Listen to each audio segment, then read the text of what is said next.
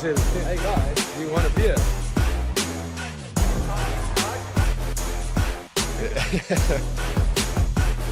Just a little motivates, a little health. And then with like Barney on the bus. That's why there's a world champion and What's up, you guys? Welcome to the live stream powered by IT Guru Solutions. I just watched the end of the prelims. Joshua Van absolutely dominating. So it's like 22 takedown attempts or something crazy. So good fight. By the way, you guys will see a couple of things. Firstly, as always, IT Guru Solutions, the fastest internet in Namibia. Link in the description. If you guys want to bet with PokerBet, link in the description as well. Let me actually turn off. The first fight hasn't started yet. I'm going to start the poll so long. So if you guys want to get that voting going, please, if you're not subscribed, there we go. Make sure to subscribe. I've got a 3,000 subscriber goal. Also, there we go. I'm about to start a timer for you guys. Here we go. I've got a timer this time. I know a lot of you guys asked for it. So 5 minutes. Craig Jones just kissed whoever the hell that was next to him. That was a bit interesting. All right. Let's see. Everything is set. It's 5 in the morning. I'm really, really tired, as you guys can probably tell. Main card coming up.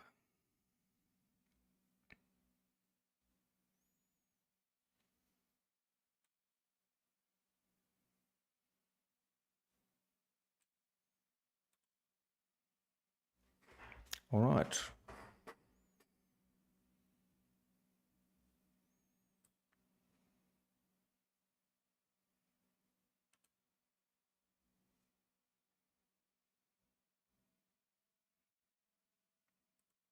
Let me know where you guys are watching from.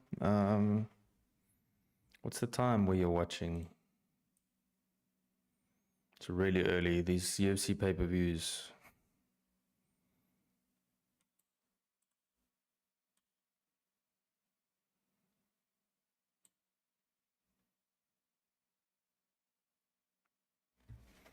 Get the volume setting right here. There we go.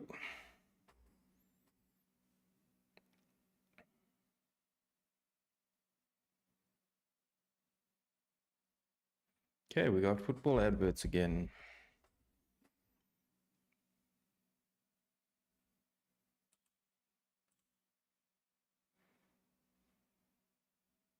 Welcome to my viewers on Facebook too. It's taking me a while to get going. This morning is really early. So excuse me if I'm a little bit quiet at the moment, but yeah. Got the goal up here, 3,000 subscribers by the end of the stream, hopefully. So if you're not subscribed, please subscribe. Let me switch up my views again so I can look more at you guys.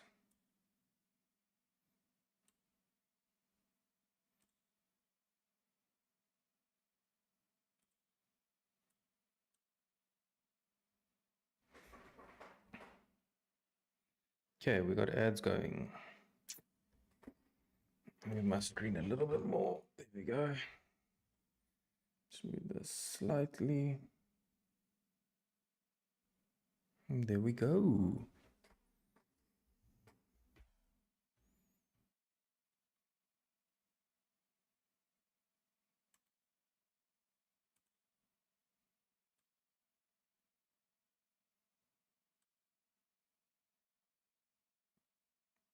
Okay, we're waiting for the fights to start.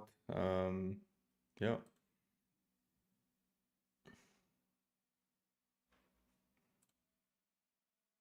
All right, we're getting Gaethje versus Fiziev promos.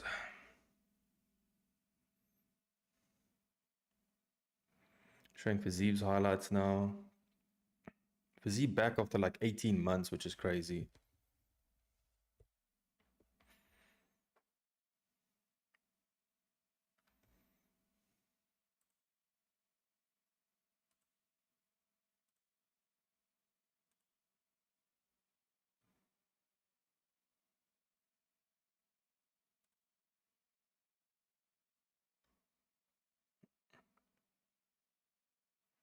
Okay, early predictions are King Green, 67%. That's a bit odd.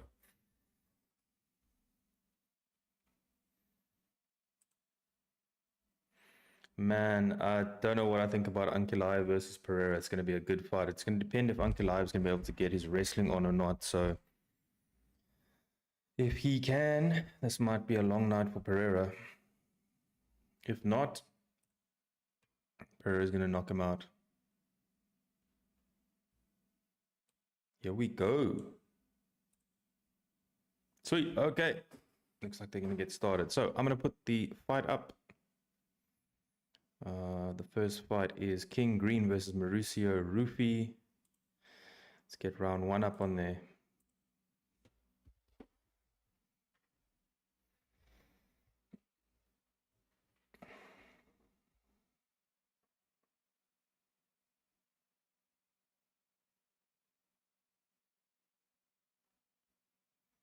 Couple of empty seats.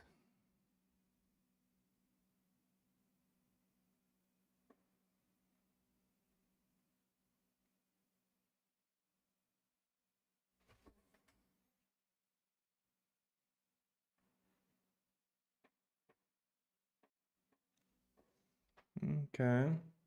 They got a razor partner now. What happened to Manscaped? You can see DC, Joe Rogan, and John Anik are ready to get the commentary going.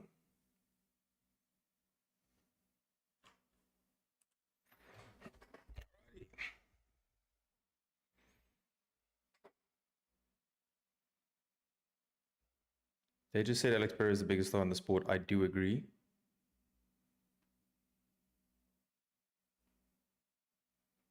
I'm talking about Alex Pereira going up to heavyweight. What do you guys think about that?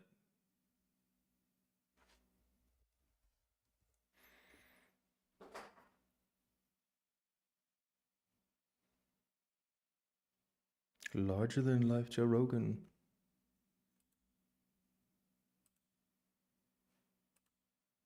Crowd just went nuts for something. I don't know if it was Joe Rogan, but yeah. Oh, Pereira is the favorite now. Okay.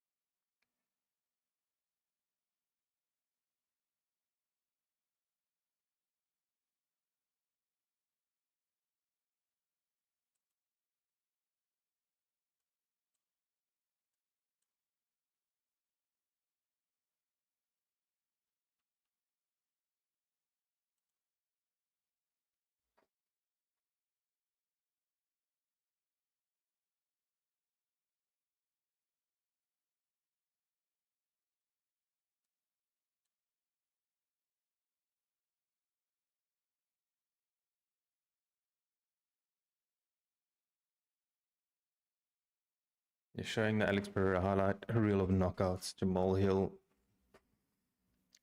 getting murked.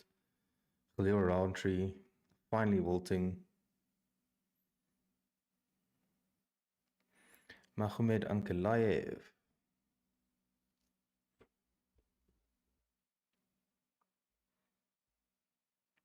Showing here the Rakic fight. Anthony Smith. Are they going to show Champion Dolce again? Man, Ankalaev's a dangerous dude.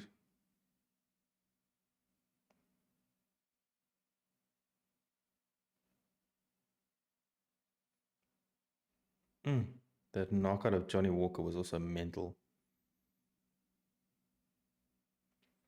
Pereira is a gigantic man, eh?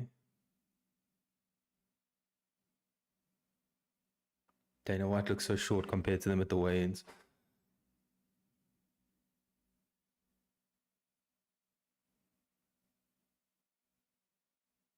Rafael Fiziev, not Rafael. I also call him Rafael. Justin Gaethje joining, walking into the arena.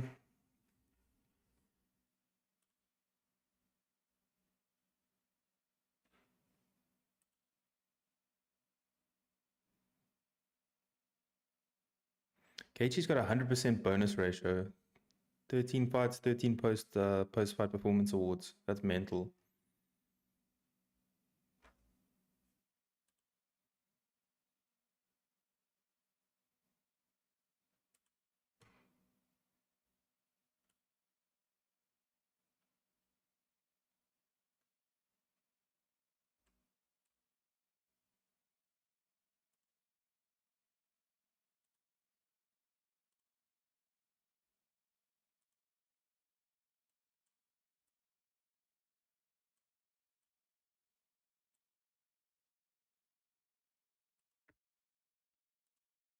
He's dangerous, eh?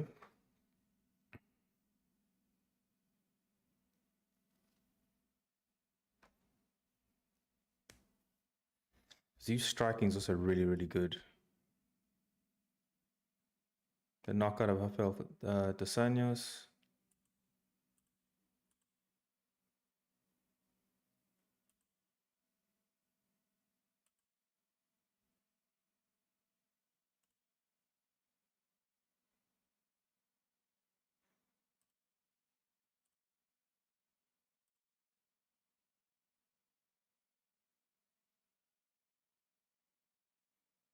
Okay, still getting some adverts. I'm just gonna go grab some coffee quickly. I will be right back.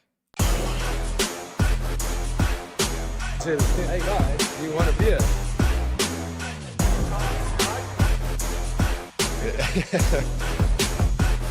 Just a little motivates, a little health. And then with like barley on the bus. That's why there's a world champion and Mic check, hack check.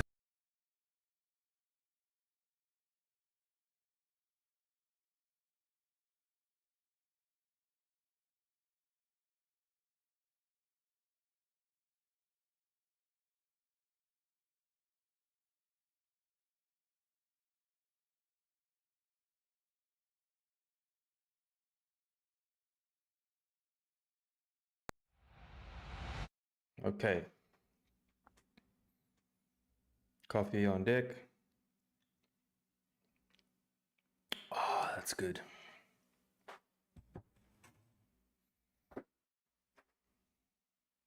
Okay, we're getting the Hall of Fame ceremony.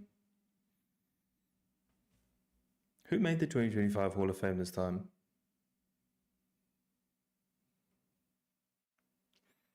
Okay, so they're talking about International Fight Week, UFC 317 in June. Who do you guys think is going to be in that main event? There's talk of Islam Makhachev versus Ilia Topuria. I thought maybe Dricus versus Khamzat might be there. What do you guys think?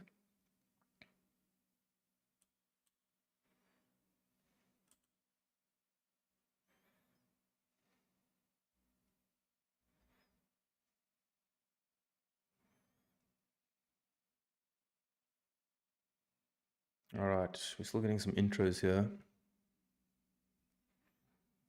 Mario Lopez is there, as always. They're going to the crowd.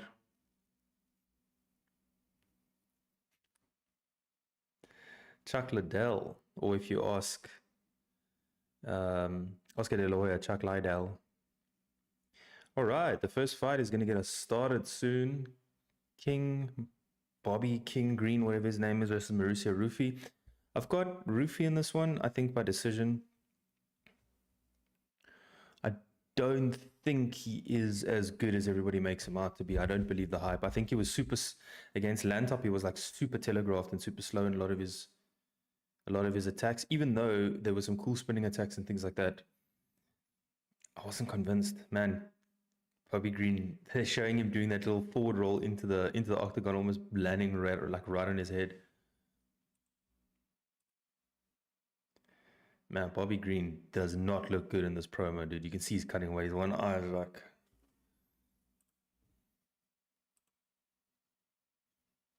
I'm going to keep calling him Bobby Green. I'm sorry. I can't call you King Green, my man.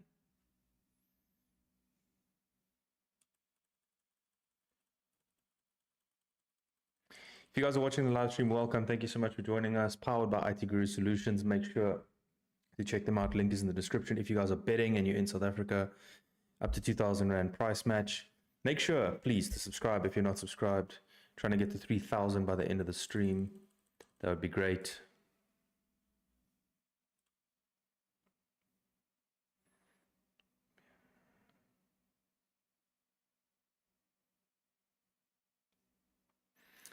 I keep saying James Lantop. It's James Lantop. Need to get the pronunciation right.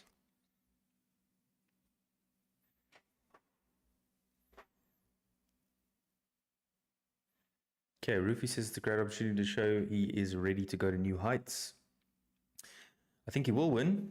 I think Rufy will win by decision.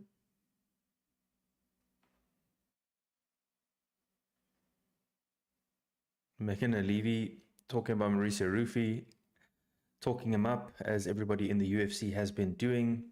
There have been some crazy comparisons for Mauricio Rufy. I don't know, man. I don't think the hype's real.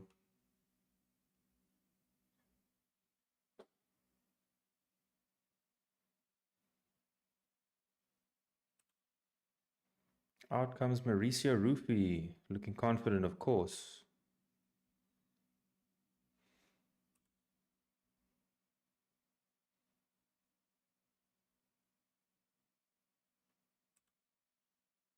Billionaire bodyguard. Charles Barillo in his corner. One of 7 active fighting nerds on the roster. That's ridiculous. That's a thing.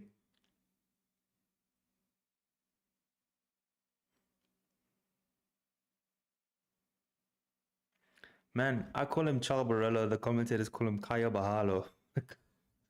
Anyway, whatever. That's my pronunciation. People can't pronounce the South African fighters correctly, so why should South Africans pronounce their fighters correctly?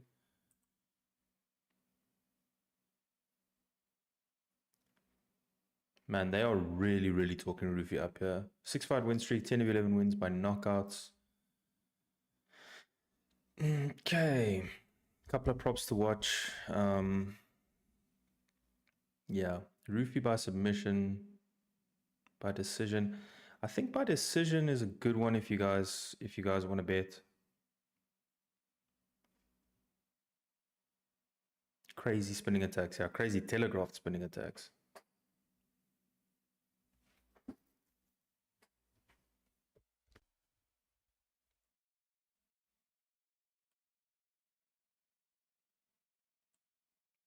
Did they really just compare Mauricio Rufy to Conor McGregor? Okay.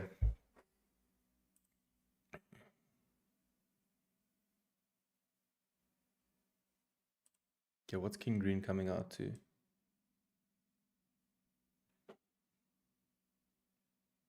I think Mauricio Rufy is going to get exposed, but not in this fight. I don't think King Green's skillful enough to do it. Dude, what is going on with Bobby Green's eyes?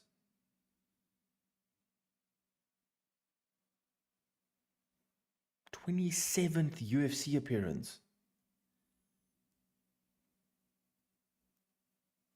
Bobby Green looks high as a kite.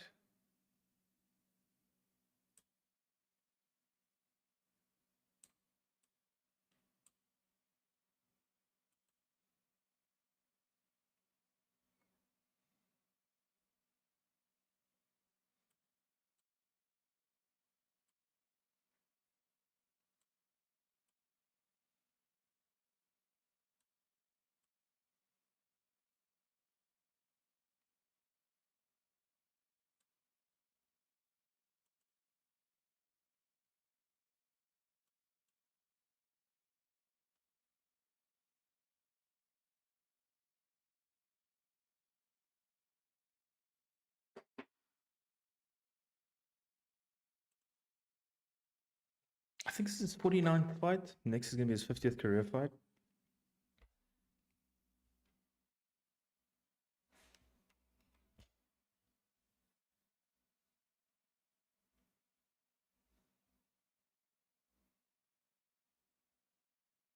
Dude, Bobby Green's going to land on his head soon, doing that roll-in intro.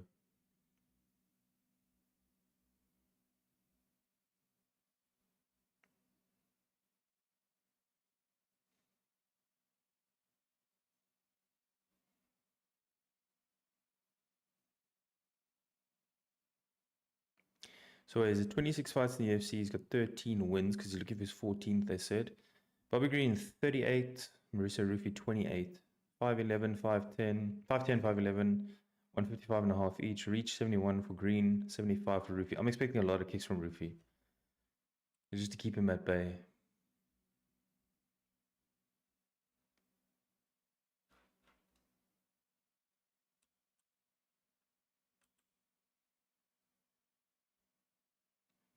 All right, Bruce Buffer is going to start introducing everybody. Okay. Bobby Green's taking the center. Rufy wants to take the center. I think this is going to be a good fight. Either way. I mean, Rufy has enough to put him away. Like, he could win by TKO, I think. But I'm going decision.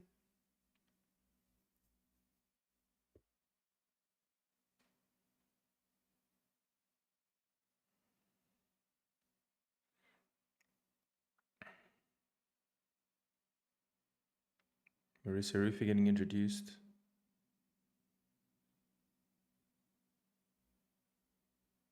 Cororipe, Brazil.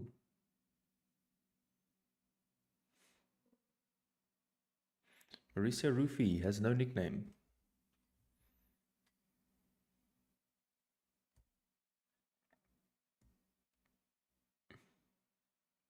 Bobby Green's got like a shoulder swagger. It's like a combination of Conor McGregor doing his like billionaire strut and Nate Diaz walking in.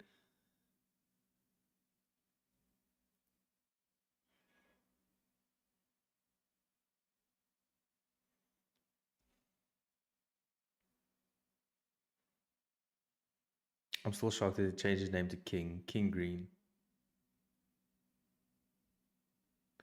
Referee Chris Tognoni.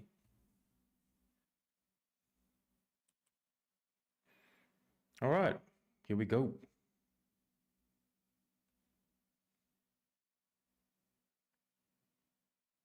You ready? You ready?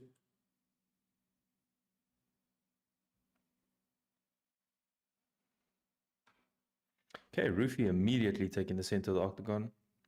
Rufy looks like he's in a different weight class.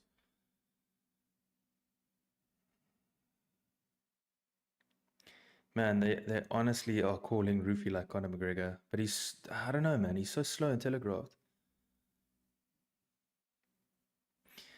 Rufy's looking for his shot. He's still a little bit tentative. Green's hands are down. Rufy really looks like a welterweight compared to Green.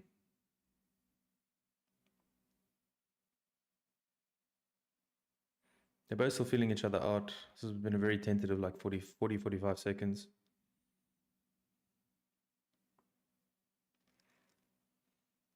Okay, Rufy swings and misses with the left and just stays in his stance. Green answers with his own left. Rufy in southpaw and Green in southpaw.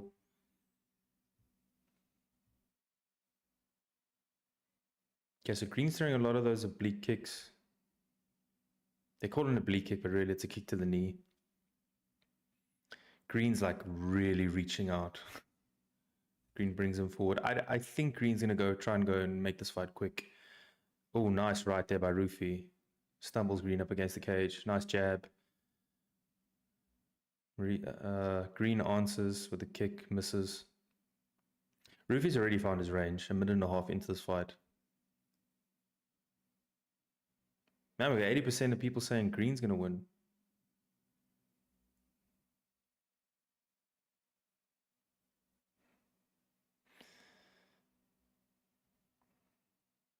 Bobby Green's swinging and missing a lot here, though. Like, his range, he's missing the whole time because he's not in range.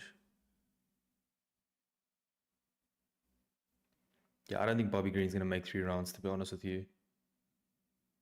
Ooh. Spinning back kick. Dude, and there was no telegraph there. What the... Dude, and I was just saying how much he telegraphs, and he didn't telegraph that at all. That was picture perfect. Wow. Spinning wheel kick to the head. Green went out cold straight away. Holy shit. Green's nose is leaking blood. Man.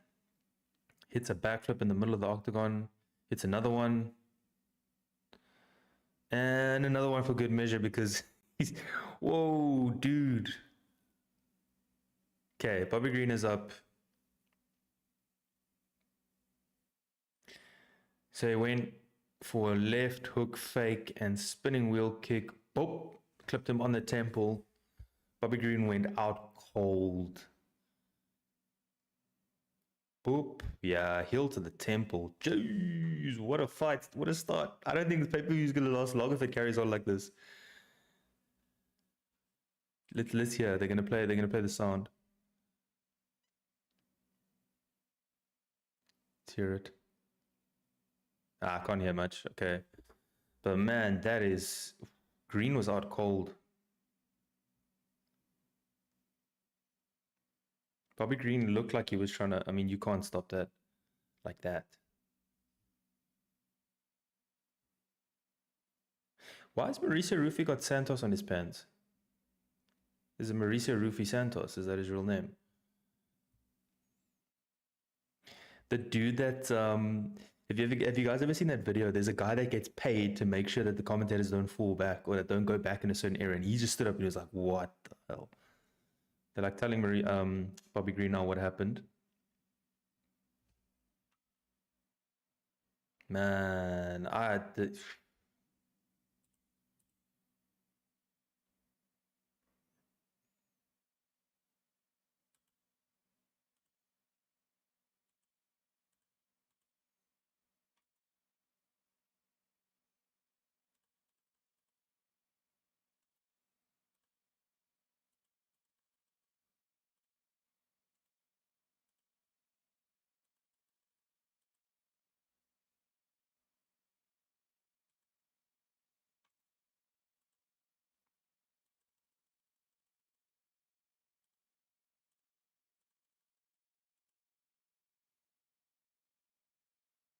Mauricio Rufy.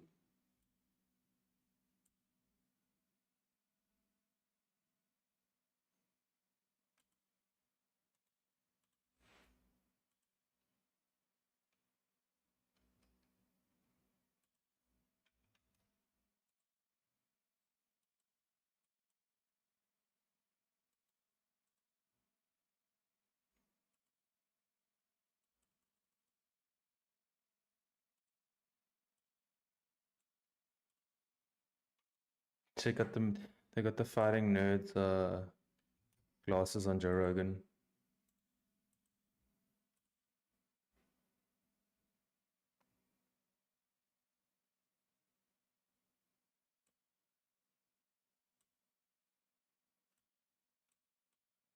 Las Vegas, good night. Let's see what's happening with my timer here. Okay, there we go.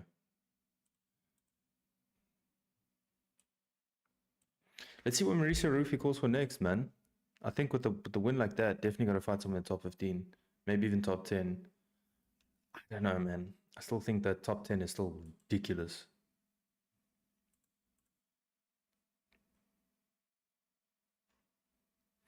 All right, let me get the next poll started so long.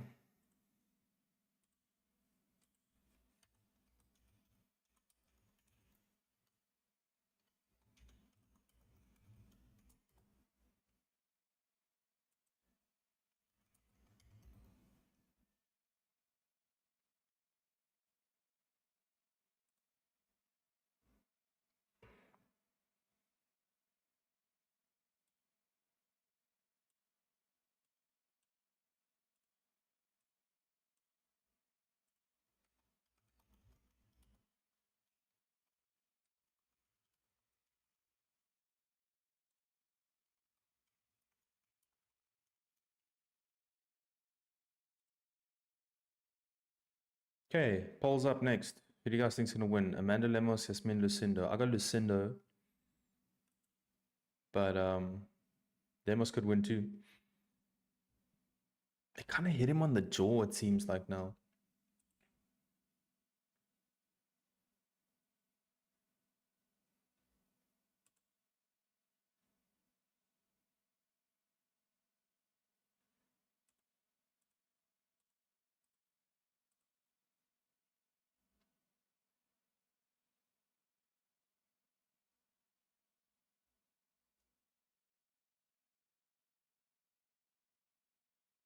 And what Rufy wants 2 bonuses for the night. What? Performance of the night and knockout of the night.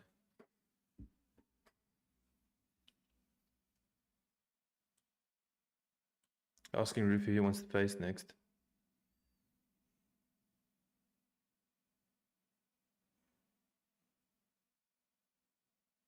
Absolutely.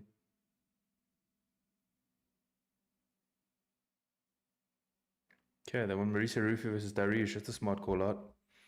It's a very winnable fight. High profile fighter. Fight night main event.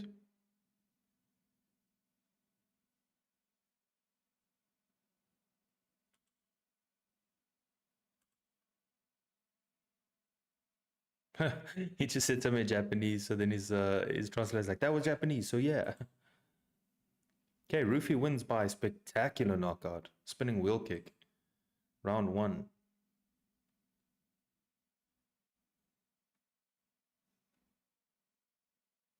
Would you rather fight on a pay-per-view, or would you rather headline a fight night? Which would be better?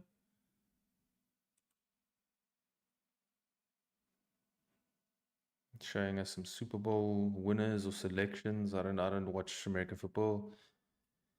Stephen Thompson. Merab Dvalishvili. Merab. Paddy Piemlich.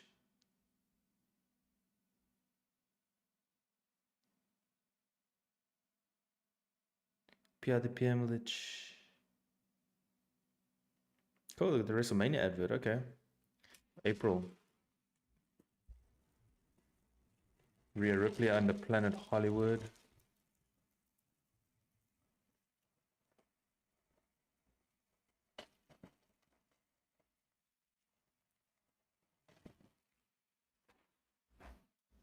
Biltong as always.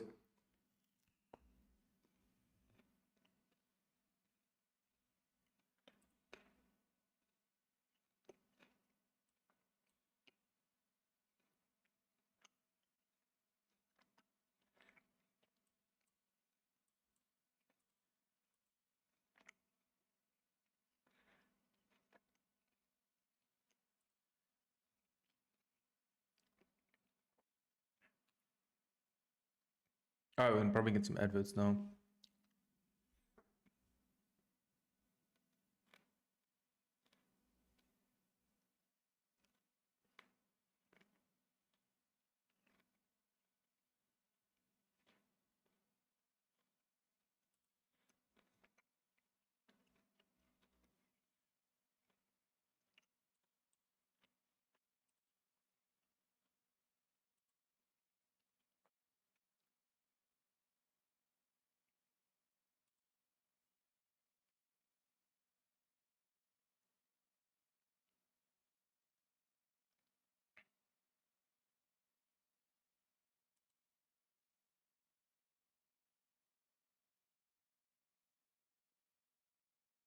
You guys think they're gonna announce the main event of International Fight Week at this pay-per-view?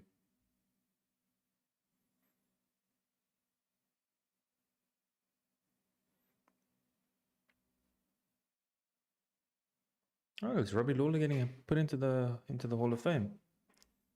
Yep, they said to the most ruthless. There's Robbie Lawler's pants. Robbie Lawler in his prime, though, man.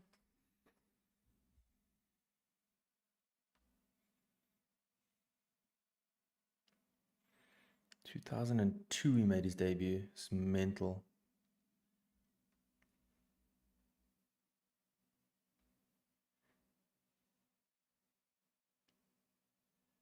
Ah.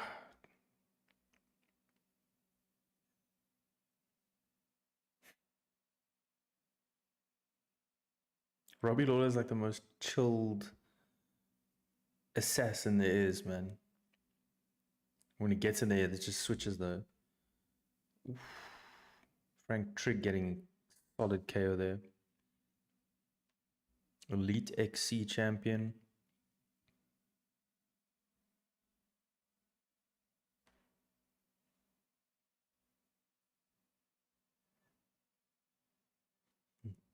Such a satisfying KO against Josh Koscheck. Anytime Josh Koscheck got KO, it was so satisfying.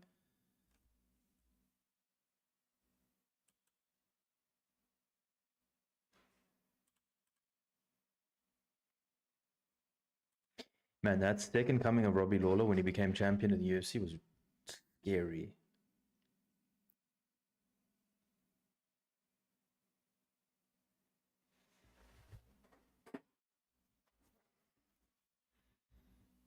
Beat Johnny Hendricks for the title, interim.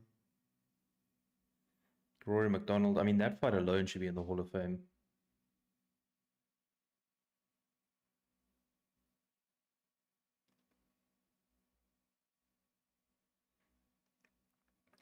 That was a sad night for Rory McDonald, man. That was the night that he kind of, yeah, was out of contention.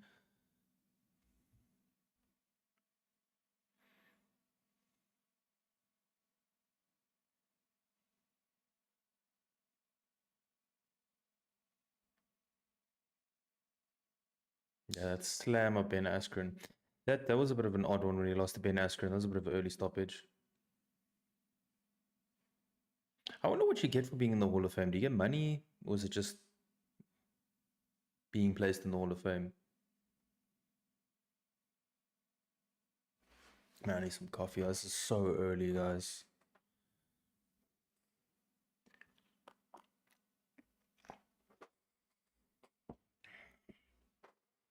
Oh, that's good. Man, shame. Robbie Lawler crying. What a legend.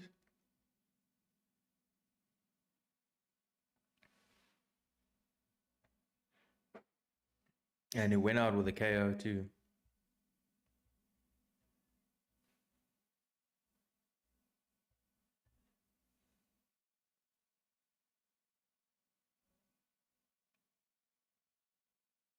Twenty-something year plus career.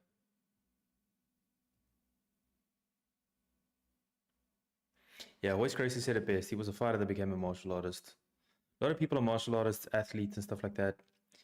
He's a fighter.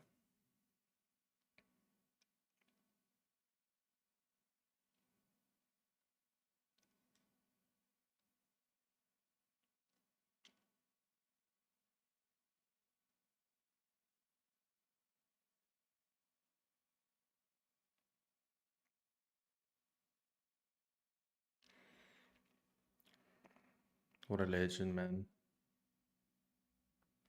You can't help but smile at stuff like this, man.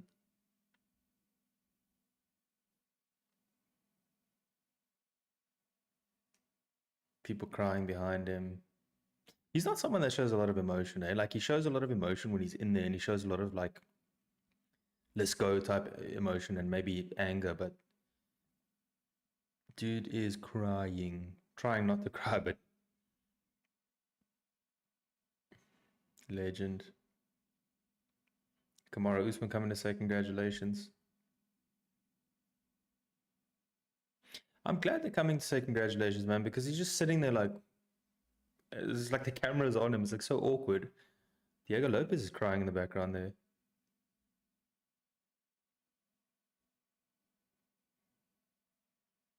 Dude, Robbie Lawler's aged pretty well, man. There's not many grays in his beard.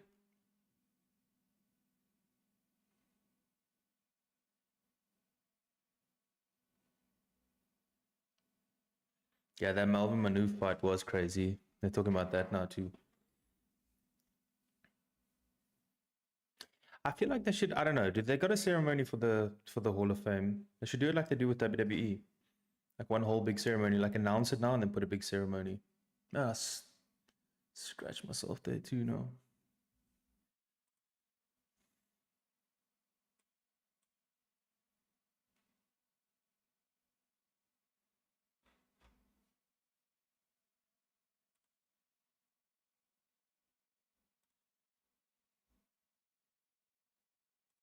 All right, they're about to start Lucinda versus Lemos.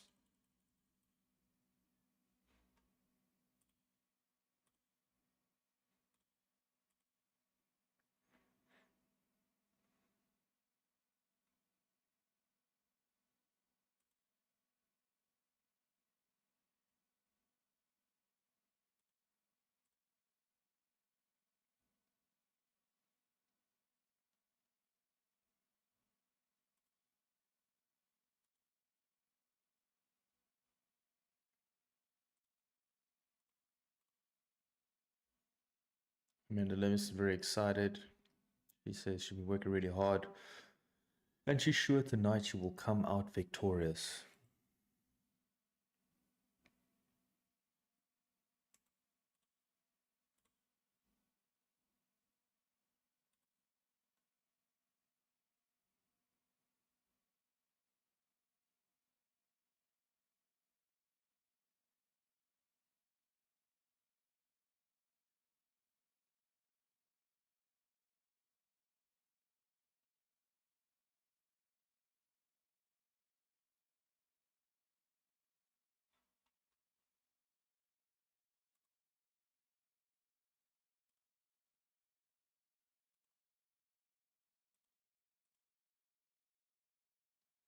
Yes, Min Lucinda's the youngest woman on the UFC roster at 23. Okay. Youngest male, obviously. Gee wee wees. Is he still? He is, right?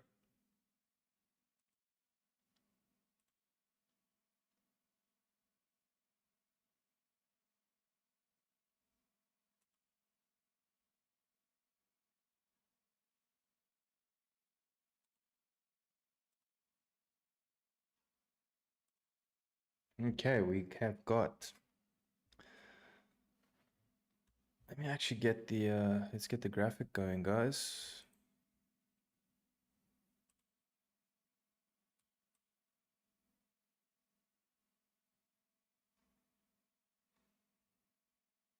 Coming out to Brasileiro song.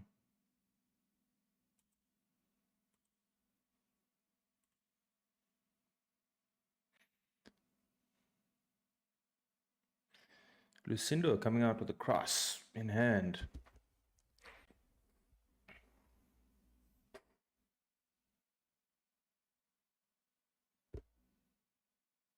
Lucindo looks like she's about to cry though. All right, what do you guys think? We got 67% for Lucindo. I think Lucindo wins this one by decision. I'm gonna go.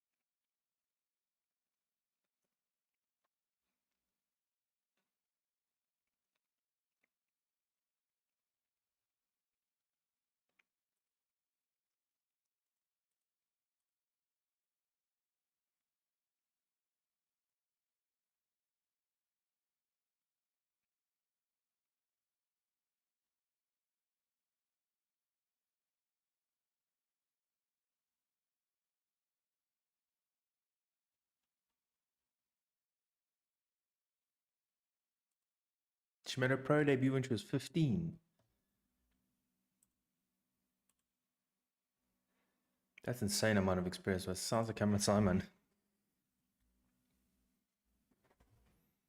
4-fight win streak overall. Or what other kind of win streak would you have if it's not overall?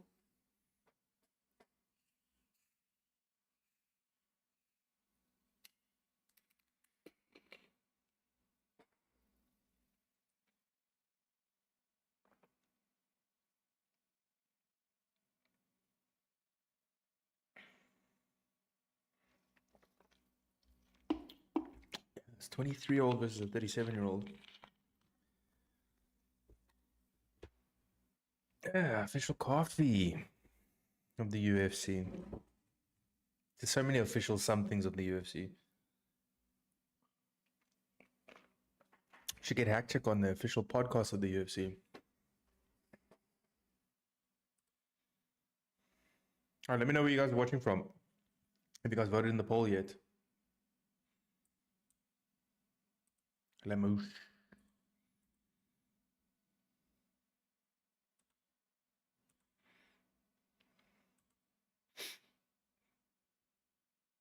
Lemouche looking really, really excited. It's 23 Brazilian strawweights, 8 out of the top 10.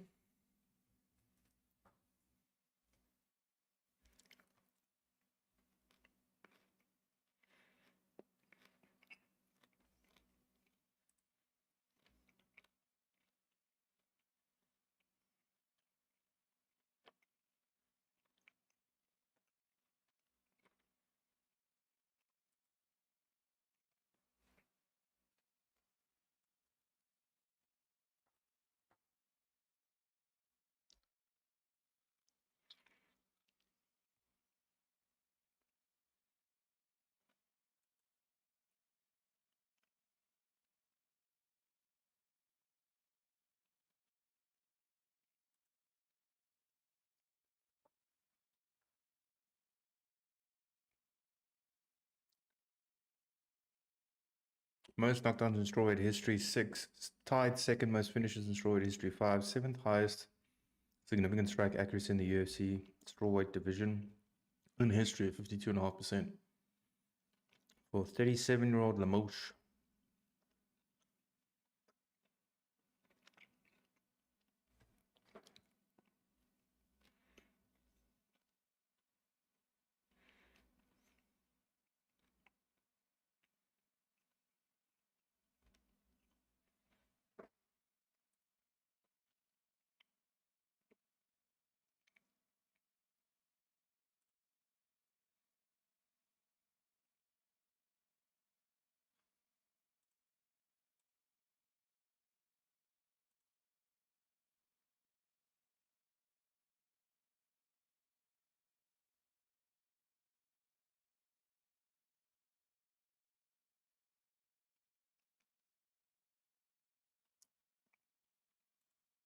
So I just scrolled over to check something, check out the stream health on Facebook. I see a lot of people talking about politics. It's quite funny.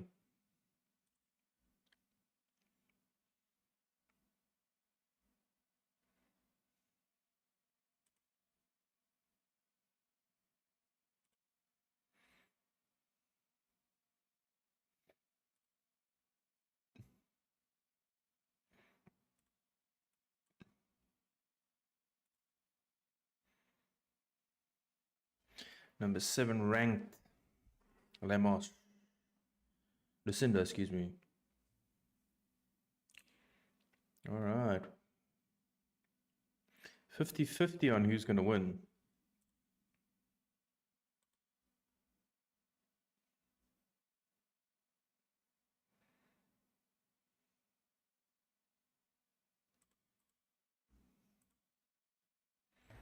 Amanda Lemos 14-4-1, the underdog in this fight. Which makes sense. I mean, she's 37 years old. When I did my predictions, I think Lucinda was the underdog, and it's all switched now because Ankalaev was the underdog. Ankalaev was the favorite when I did my prediction as well. Now he's an underdog. So the betting obviously got swayed there. Right, round 1 set to start.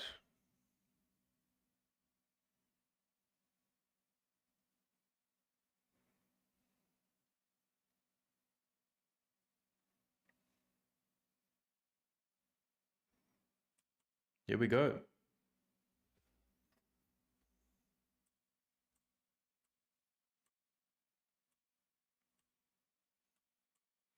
Right. Lucinda looking very loose.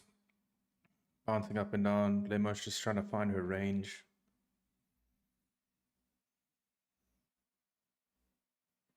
Lucinda is leaning back quite a bit, so I don't know if she's expecting a big overhand right.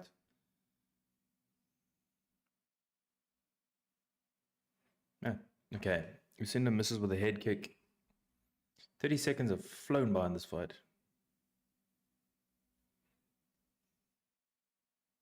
Nice calf kick there by Lemos. Lucinda trying to answer back with her own calf kick, but she misses.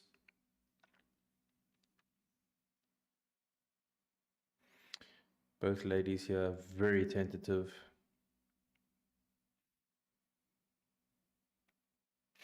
Lucinda trying to sort of bounce around. Lemos just taking the center of the octagon. Lemos just stood still now because Lucinda was literally just going side to side.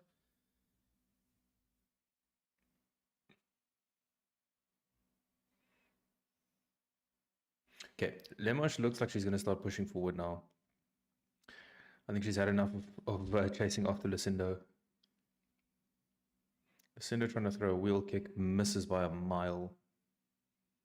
Very telegraphed. Like Lemos, you could see Lemos saw that a mile away. Ooh, Lemos getting inside, going for a right, missing. Lucinda ducks under, now they're clinching. Lemos has over-under. Looks, at least by the looks of things, like she looks stronger.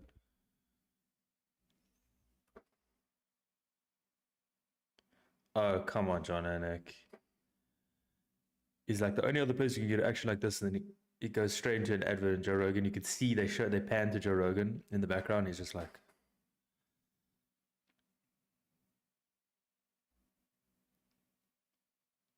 okay, they're still up against the cage. Not much action here.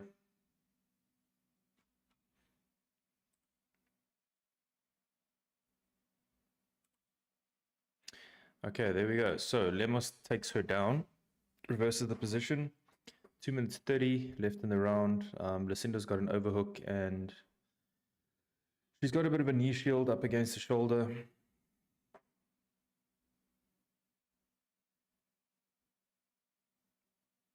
Lucinda's got an arm looking for... She's in a triangle position, but Lemos is not in much danger. Gets out of it. Lucinda's trying to throw up an omoplata, but she doesn't have it. Lucinda giving her... Lemos giving her a leg. Okay, Lucinda is cut open.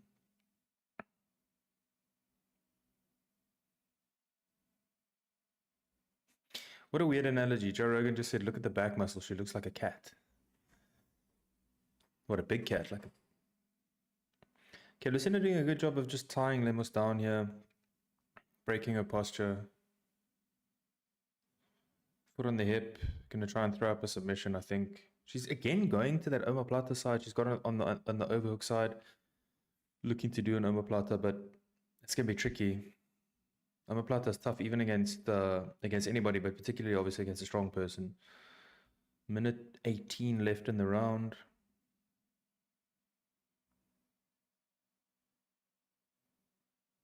I think they're gonna stand them up here. Unless Lucinda can actually throw up a submission attempt, but Lemos has got her arm out now. But Lemos's posture is down and she just keeps throwing body strikes.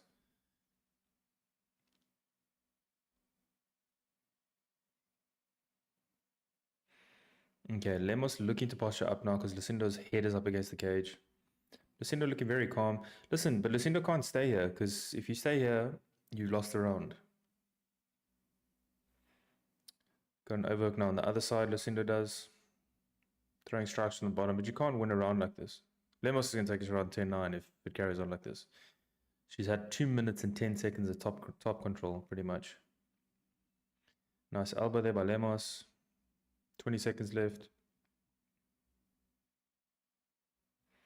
Look, I mean, I guess if you're Lemos and you see you're not going to get up, you may as well just not take damage. But, I mean, you got to try something.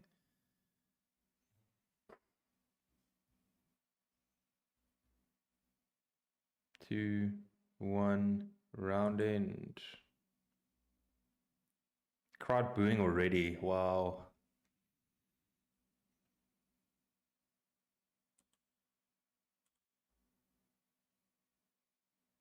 Man, John Anik is like one big advert machine in the UFC these days. Okay, they're telling Lucinda to have more intention in the clinch. She should. I'm telling her to build and feint.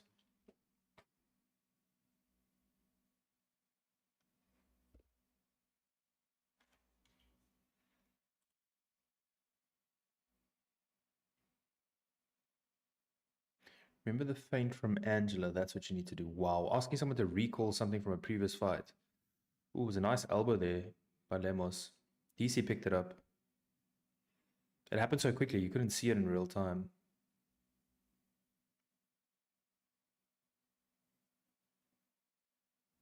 A couple of people in the crowd actually picked it up. I didn't see it in real time, but hey. Okay, 60% for Lemos. Round number 2, here we go.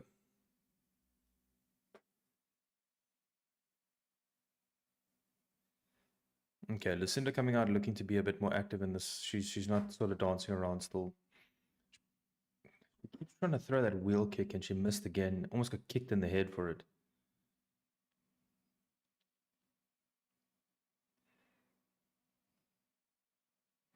Don't know why I feel like this fight's going to go to decision. I mean, I picked the decision win for Lucinda, but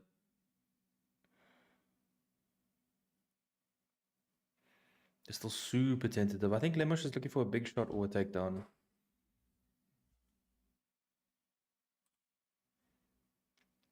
Crowd starting to boo again because this is very tentative from both ladies. Nice leg kick there by Lemos. Lucinda looks scared to engage.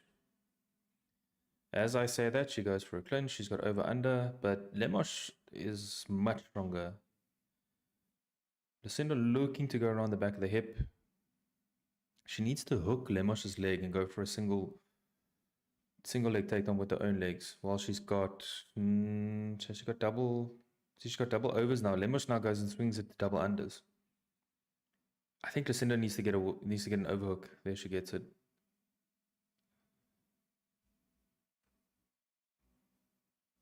Yeah.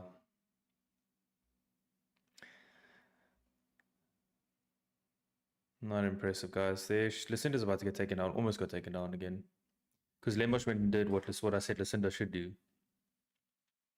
I don't get it, man. Lucinda's going for the clinch, but Lemos is so much stronger than her. Lemos just powers her down.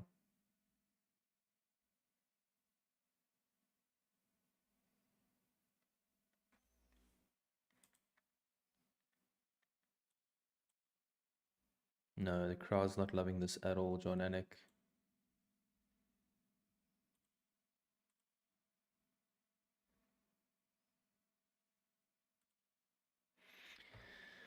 Okay, Lemos trips her down in the half guard, much like round 1. If Lucinda can't find a way to get up here, she's going to be 2 rounds down quite easily.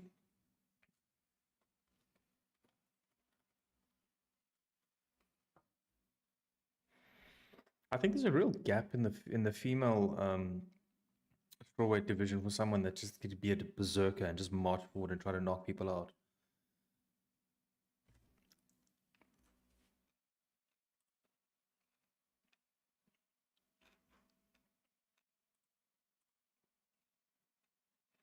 Lemos also almost passing Lucinda's guard, drops a big elbow. 2 minutes left.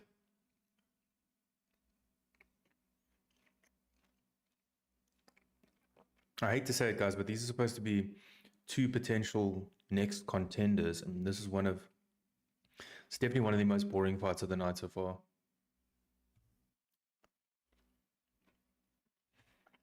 And I'm an MMA like purist. I don't mind the grappling and everything, but crowd is not enjoying this.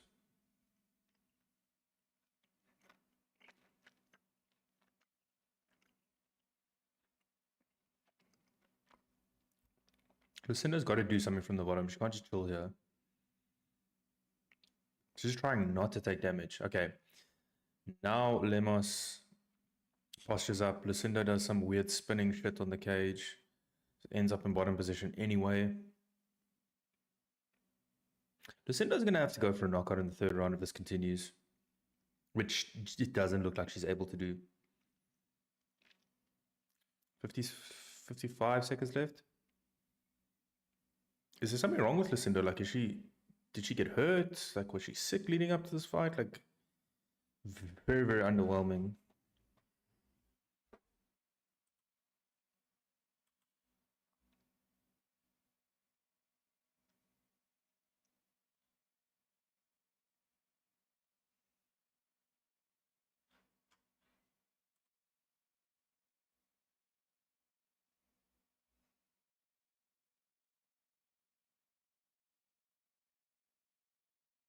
Commentators are starting to make excuses for why the fight's going this way. It's going to be 2 rounds to 0 to Lemos. I mean, at least if Lucinda was trying to throw a submission from the bottom, it'd be good. Lemos hits it with a nice spinning back. End of the round.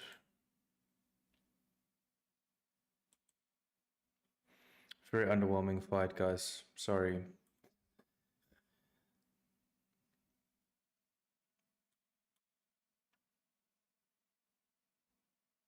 Yeah. Corner telling her to wake up.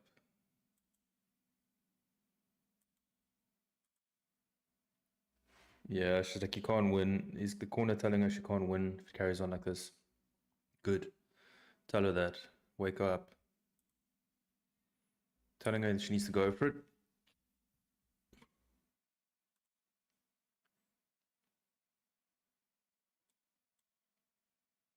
Now use the spinning kicks, anything. Do not use the spinning kicks.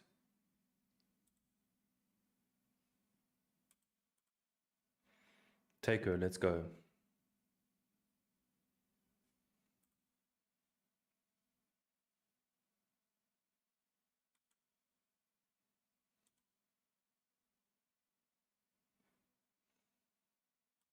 Okay, round 3. Here we go.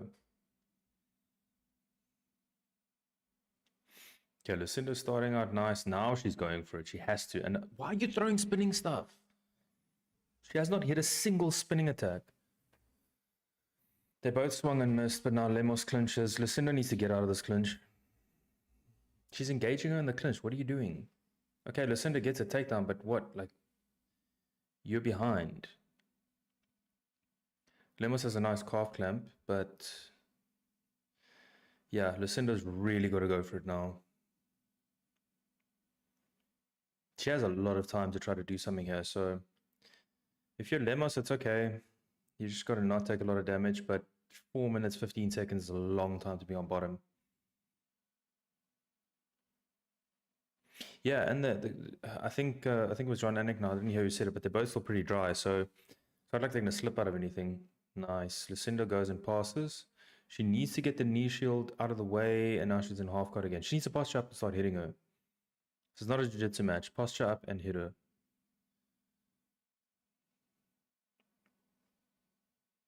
Nice shoulder pressure there by Lucindo, trying to force a reaction.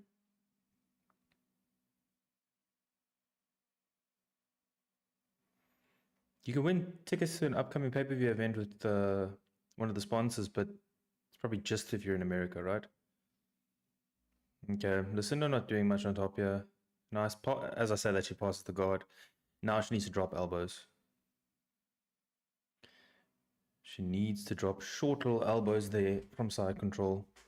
Don't let Lemos reset and just drop elbows. She got a nice body, sort of semi-body lock on her. Trying to get her knee in. She might actually do it. Knee on hip. But Lemos is going to try and explode off of the fence here. Crowd booing again. Lucinda really does have to go for it now. I don't know what she's doing. She's 2 minutes 45. She hasn't really done anything. She's starting to try to do some shoulder strikes. Get your... Nice. There she starts with the short elbows. She has to go for it. I mean, even if she loses the position, at least she's trying because she's 2 rounds down for sure. Lemos is chilling. Lemos hits her with some elbows. 2 minutes 20 left. Lucinda now dropping some elbows, but she's trying to get big elbows and she's leaving space. She needs to start with the short elbows. And she's trying to get head control again. Like, just go for the elbows. Just hit her with elbows. There we go.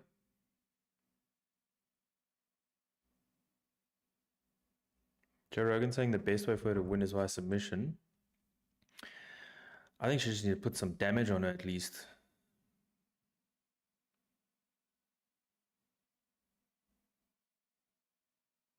Okay, Lemos is going to look to reverse the position and power out of it. She does up against the cage. Lemos is up now. Lucindo gets taken down, and it is round 1 and 2 all over again. And Lucindo was on top for a long time and did 0 damage. So Lemos could take this round if she does some damage on top here. But she hasn't been able to, but like she looked more likely to do some sort of damage. What an underwhelming fight though.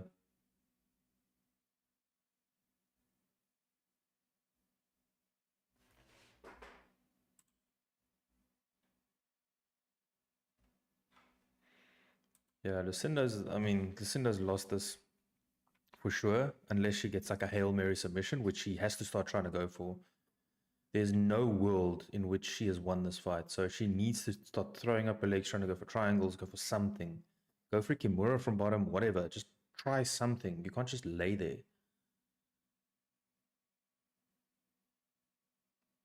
She's got like a body triangle now from guard. Like, what are you doing?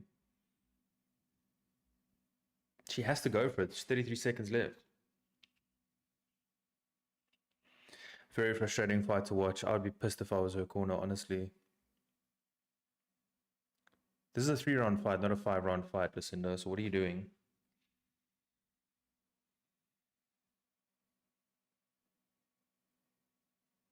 I will laugh if Lucinda tries to claim like she's won this fight, like put her hands up as if she's won. They just ended this fight 5 seconds early.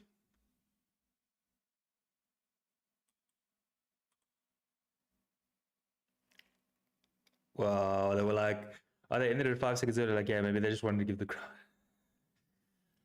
Wow, they just wanted to end the fight, dude. They ended the fight 5 seconds early. That's crazy.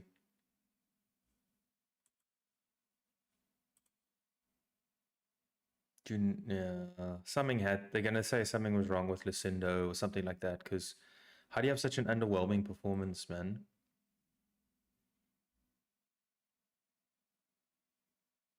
Literally, there was that one elbow and like maybe one or two on the bottom, and that was it. I wouldn't put it past the UFC and Dana to have like a worst fight of the night award to start motivating people. Imagine they did that, right? So imagine like they do fight of the night, they give you a bonus or they give performance bonus. Imagine there's an underwhelming D bonus where they like take money away from you. Could you imagine that?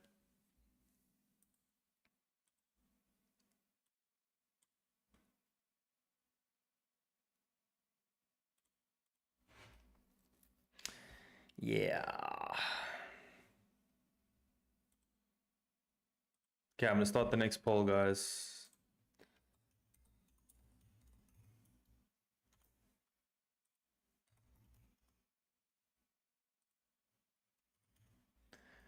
Yeah, very underwhelming.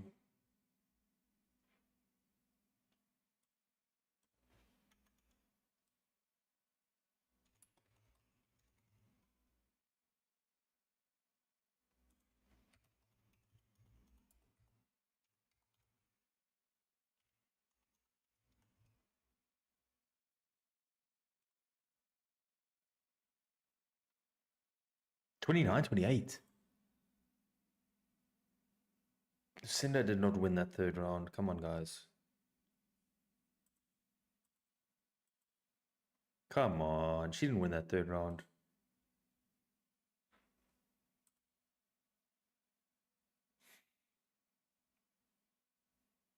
Okay, so I got the first result of the night wrong, but I don't even think they're going to interview them.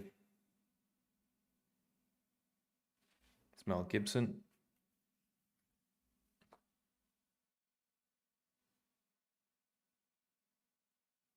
Miss America. Colby Covington. Who's now a live streamer more than... And then Kamaru Usman shaking his head. Volkanovski.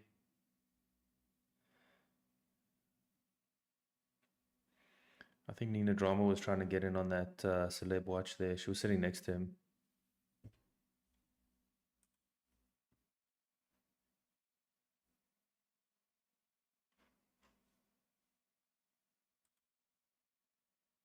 More adverts. $25.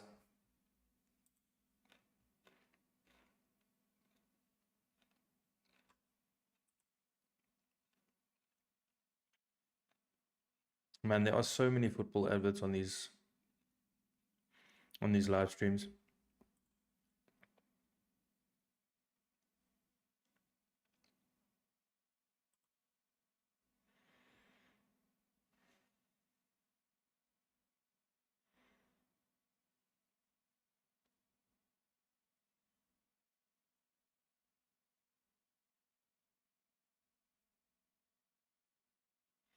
Okay, we got football adverts.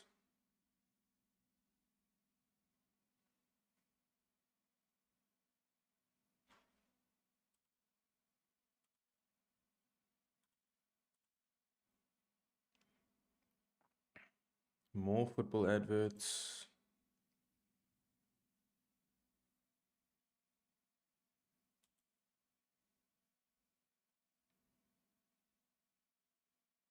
More football adverts.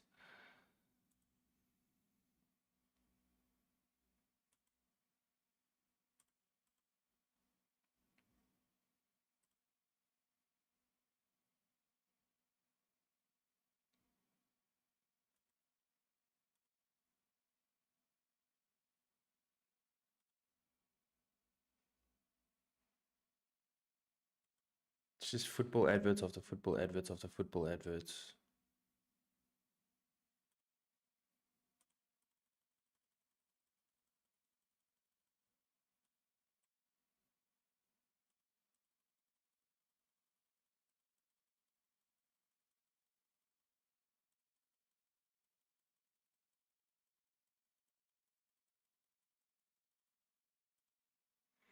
UFC 314, headline by Volkanovski Lopez.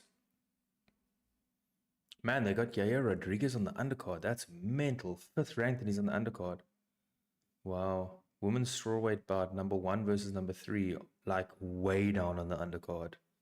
They got Jim Miller versus Chase Hooper. It's another like Jim Miller versus a super young upstart.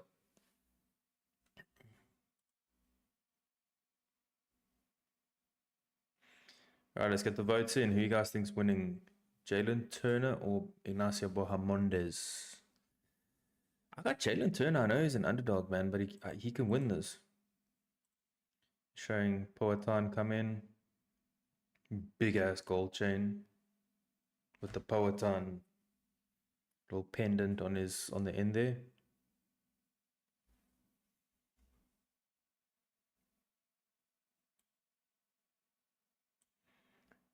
His average knockout rate's 1.44 in 15 minutes. Knockdown rate, excuse me, I was going to say. Knockout rate wouldn't make sense. We get knocked out twice in one fight. Ankalaev coming in to booze, a lot of booze.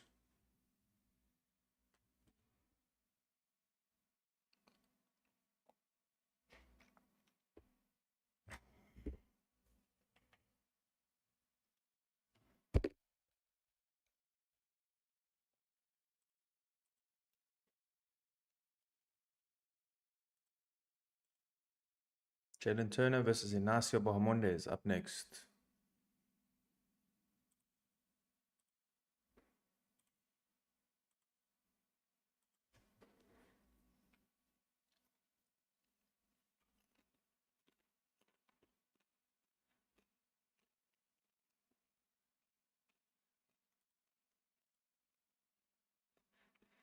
This fight really could go either way. I'm taking a risk by saying Jalen Turner is going to win this fight.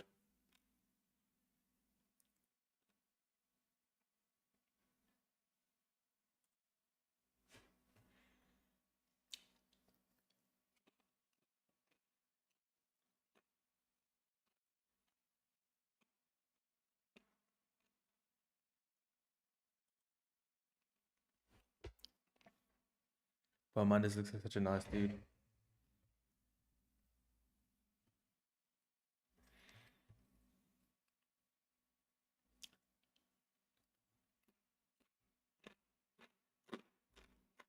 I think the reach for Jalen Turner is going to be very important here. Bahamondes is used to having a higher reach, longer reach than the people that he fights, and this time he's going to have reach disadvantage.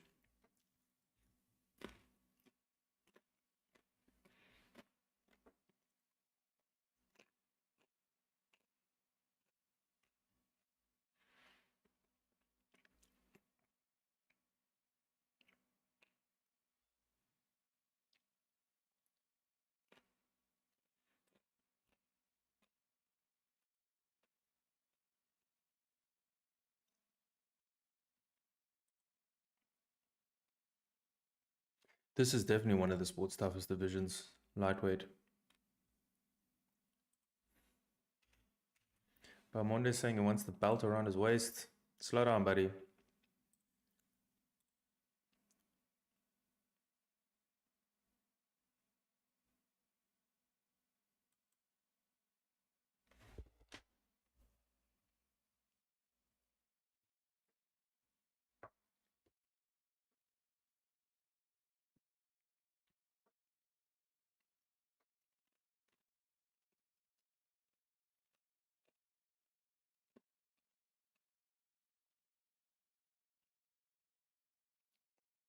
They literally had to make that a headline.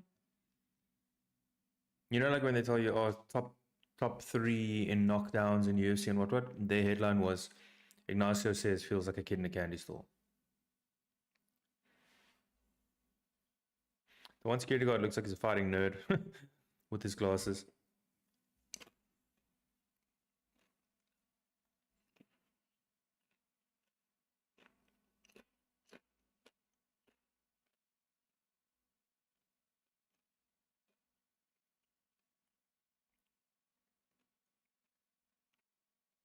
Bilal Muhammad. I just can't like anyone with Bilal Muhammad in the corner.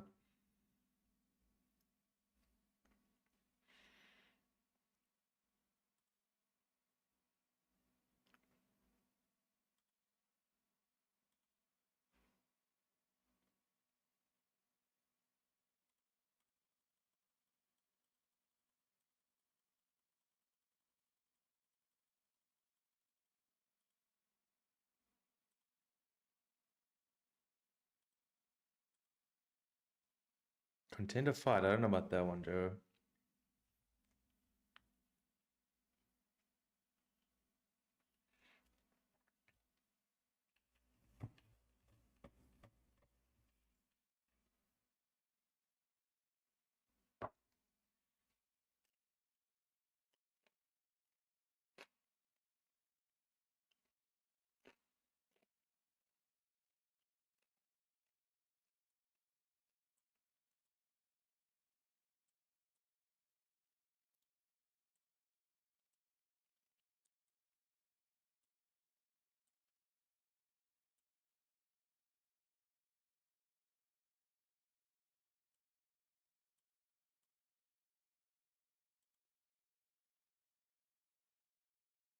Bahamut is back itching because he's scratching it up against the cage.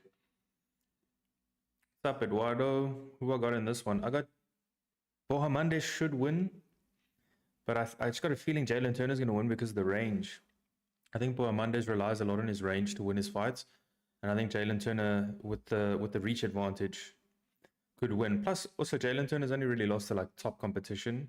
He should have beaten Dan Hooker. In all honesty, not because of what he did, but because of the way he fought. He was dominating the second round and then just went super tentative in round 3. If he had just fought round 2 like he fought round 3, there was opportunity to beat Dan Hooker. So I got Jalen Turner, but if Bohamondes wins this, I wouldn't be surprised. It's a bit of a pick'em fight. Who you got?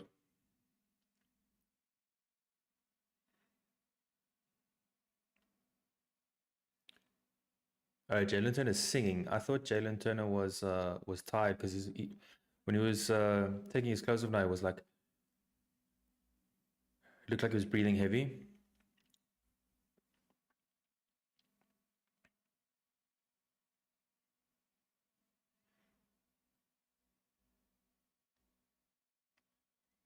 I mean, I'm not going to tell you what to do. 800, I should put 800 on Jalen. I'm not going to tell you what to do, Eduardo, but I mean, the odds are good if Jalen Turner wins. Where are you betting? Let's have a look at the poker bet odds are.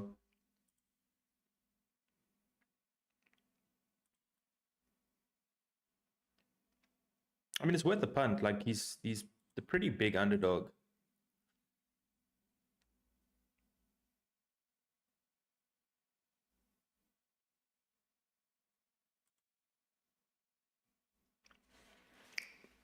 I think Jalen could win by decision, to be honest with you, but I've been wrong so far tonight. I've been right and wrong. Give it a bash, man. It's worth a punt, I think. Depends what your betting strategy is, but that's some solid odds. He's plus 120 right now. It's worth it. If you decide it's worth it, then yeah, go for it. But if Bohamondes wins, bro, don't come after me.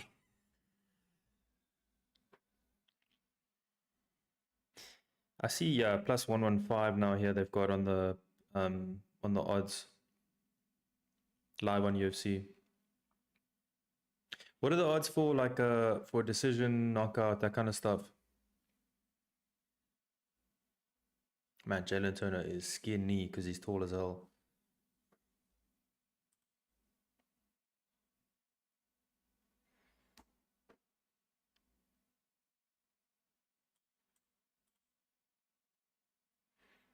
Well, Monday 16 and 5 and 0, 6'3", 156. They're saying a minus 135 favorite.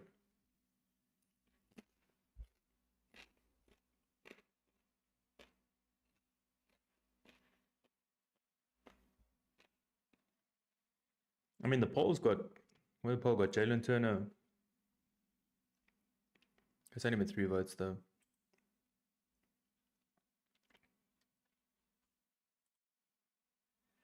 $14 and 8, man. Jalen Turner, his record went south real quick. He's still ranked though because he had 5. Just put 334 on Jalen. All right, man. Let's see if he wins. I think he's got a good chance of winning though, to be honest with you. I mean, like I say, man, the fights that he lost is all to top competition. So Bahamondes, though, up and comer.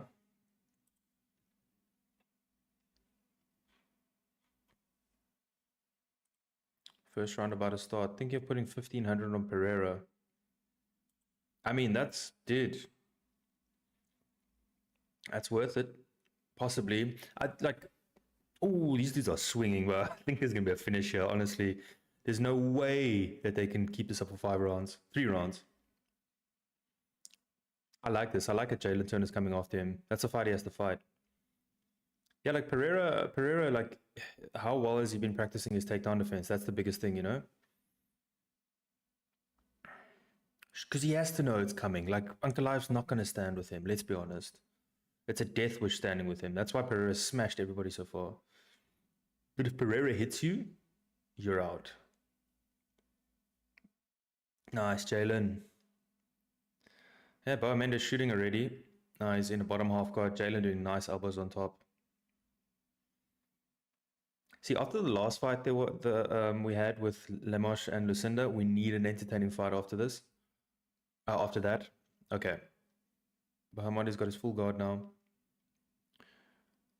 What are the live odds for Pereira? What's up, Matsu? Welcome back, man. Just in time for Jalen Turner Bahamondes. That Ruffy KO was nasty. I know, I didn't expect that. And I didn't think, because Ruffy was like super telegraphed in the last fight against Yantop. Even though he dropped him a couple of times, I thought it was a bit slow. And like, there was zero telegraph in that. Eduardo, did you end up putting the money on Pereira or no? No, Bahamondes trying to throw up a submission, but Turner just stuffs it. Nice, elbows from the bottom. Yeah, it's forcing Turner to posture. There's some dude in Ignacio Bahamondes' corner with a weird crooked eye and a weird nose shouting instructions at him. Who is that? Matsu says Bobby Green is probably just too old at the stage. I do agree. I mean, he keeps... Oh, Bahamondes throwing up a triangle. Jalen's postured nicely. He's going to the right side, but it is tight. I think he's going to tap. He taps. What are the odds of Bahamondes submitting Jalen Turner? Jalen Turner, man, what are you doing? What the hell? What the... Man, Jalen Turner, what are you doing, dude? I did not expect that, man. Whoever the hell that is in Bahamondes' corner was shouting instructions at him. Maybe knows his stuff, you know? Bobby Green probably too old. Sorry, I was still busy talking about that. And let me stop the clock actually too. Yeah, Bobby Green's just fighting for money at this point, to be honest. But Bobby Green's got his 50th fight coming up next, so they got to give him someone easy. Give him Tony Ferguson again. Man, I can't believe Jalen Turner was like... Jalen Turner there was a threat of a triangle and he goes and throws an elbow to put himself further into the triangle. Eduardo is waiting for this one. It's over now, Eduardo. Jalen Turner lost by submission. I can't even imagine what the odds were of that happening.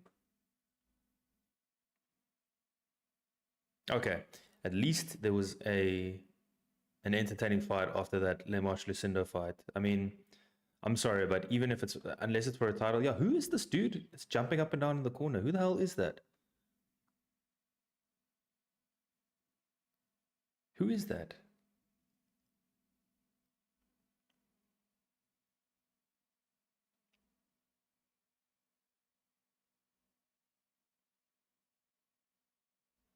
Okay.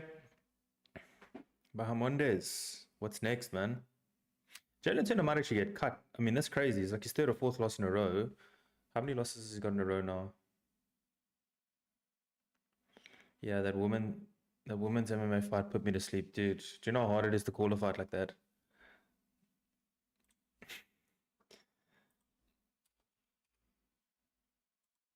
I don't know what Jalen Turner does after this. Let's just check. Is it 3 or 4 losses in a row? I think it's his 4th loss in a row now. So after 5 wins in a row, you got 4 losses in a row. Oh. Topology's down for maintenance. Apology from Topology.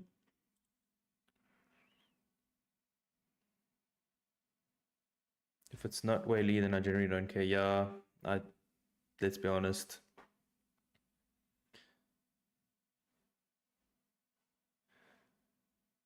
There's a real gap for someone to actually like fight entertaining. I know that sounds like a stupid thing to say, but even if you lose and you can go like the Nate Diaz route where you just become a crowd favorite that just goes out on your shield, there's a real gap for someone like that in that division, particularly in that division. I think actually in all the women's divisions.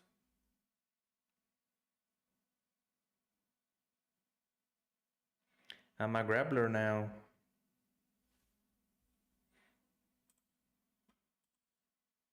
All right, let me get the poll started on the next fight.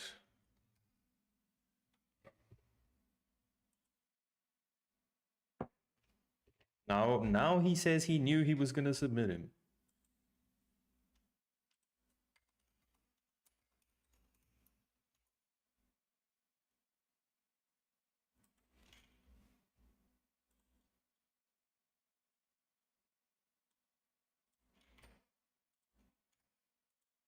Bro, he's trying to claim like he knew he was going to submit him from the beginning. Let's be honest. You didn't think that.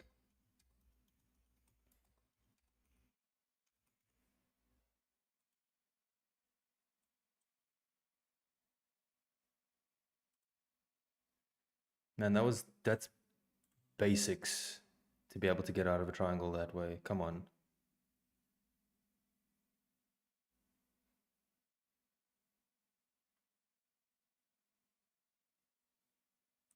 See who he wants next.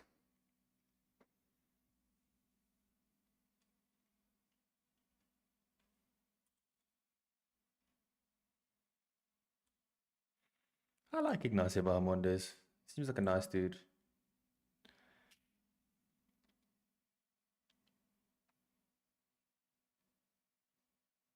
Let's go train on Monday again.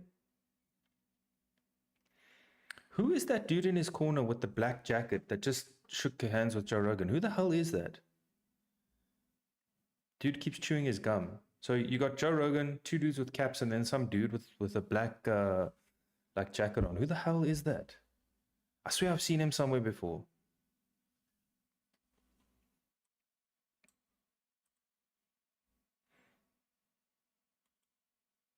I think his name's like Talal or something like that. Or now he's got a phone number on Mondes' face. Who is that dude? Yo, who is that, chat?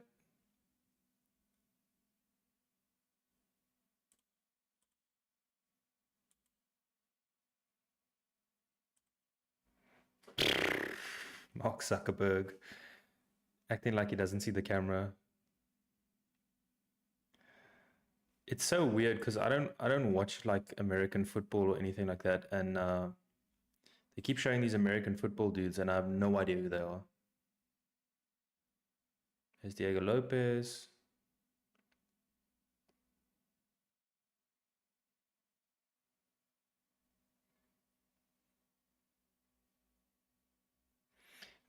Matsu says maybe you want to make a wish contest and got to corner the fight. It must be. I've never like.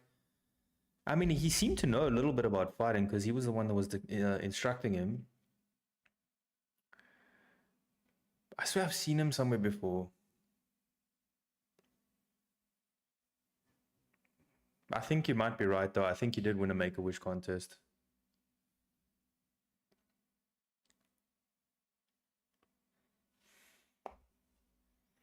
Justin Gaethje just casually going handstand to backflip.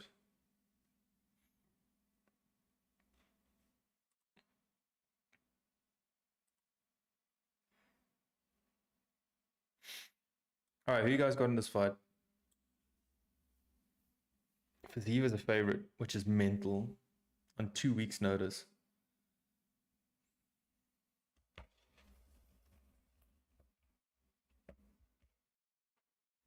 $18-month layoff.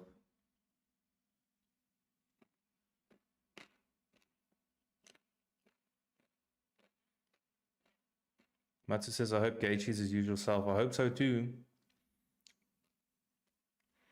Lots of talk of him after knockout. That's what I was going to say, man.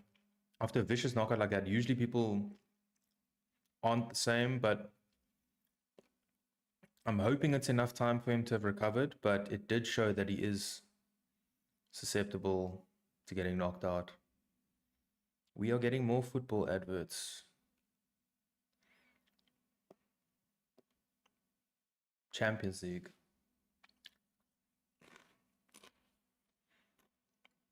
I'm watching the Champions League of MMA.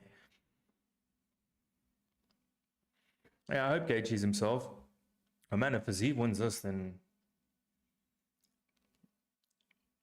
I don't know how well he'll do against the top guys in the division. We've seen Gaethje against the top guys in the division, so I don't really know, man. I think Gaethje wins. I want Gaethje to win, but I've been wrong so far on every fight in the main card except the first one. I was wrong on the method of victory. I thought Rufy was going to go decision, but ends up getting a freaking crazy knockout. Okay, we just got in South Africa while I'm watching. You have some inside info. Any news on getting that South Africa event? I don't have inside info on UFC Africa. I have a personal opinion. I've chatted to some of the leading thought minds, whatever, if you want to call it, in South Africa. It's not that they have any inside info, but I'm not convinced that South Africa is going to get an event for many reasons. I think if they were going to do it, they would have done it by now. I think Dricus' stock is at an all-time high. Victoria versus Delite, by the way. I think his stock is at an all-time high, and I think they would have done it by now, or at least have planned or announced it. I also think there isn't an indoor arena. The biggest indoor arena we've got is 19,000 seats. So there's all this talk of a stadium event in Cape Town and what, but when's the last time the UFC's done a stadium event? I think they last one like UFC 130 or something. They didn't even do a stadium event for Conor. So stadium's out of the question. Even, okay, let me put it this way as well. If they book out the biggest stadium in South Africa, which has a capacity of 94,000, without using bits like on the actual field or the floor, can go past 100,000, the ticket prices would have to be like astronomical on average, let alone the highest ticket prices, just to match the gate of Dricus' last fight at UFC in Australia. 19K is decent, no. It is. 100% agree with you, but just remember, to then make it worth it, they'd have to do all the pay-per-view, and the ticket prices would have to be stupid. So I'll just track back to a thought quick. So if you do 94,000, I think I worked out you have to do $220 per person average to match the gate from UFC 312, which was in Australia.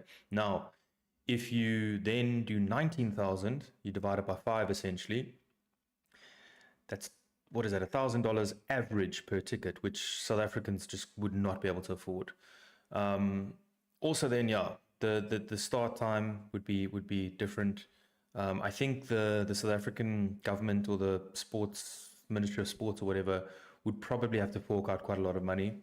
I think the UFC is starting to I think they will start following the WWE's model of having people bid for events. So WWE has you bid for your pay-per-views. That's why their pay-per-views are so all over the world now. Because right there, when you bid, like if you go to Saudi, it's an automatic $55 million for the WWE. So same group, I think they're going to start doing it as well. So long answer, but short answer, I don't think it's going to happen, honestly. If he beats Khamzat, maybe, but I honestly think the UFC is pushing for Khamzat to be a champion. There's a lot of investment from UAE, have a UAE champion. That's my thought. But yeah, 19,000 is decent. Oh, by the way, that 19,000 seater is called the Dome. So it's in Northgate in Johannesburg. It used to be a stadium, but it's now a We Buy Cars showroom. So it's filled up with cars. So they'd have to get that out first. They'd have to pay money for that, and then they could get that. So it's just a costly exercise. Yeah, bidding structure makes sense, definitely, because you get the money up front and then you can still get the pay-per-view money. Sadly, they aren't looking to do a charity even in South Africa. Nope, Africa at all. Else they would have had it ages ago with Ngannou and Izzy.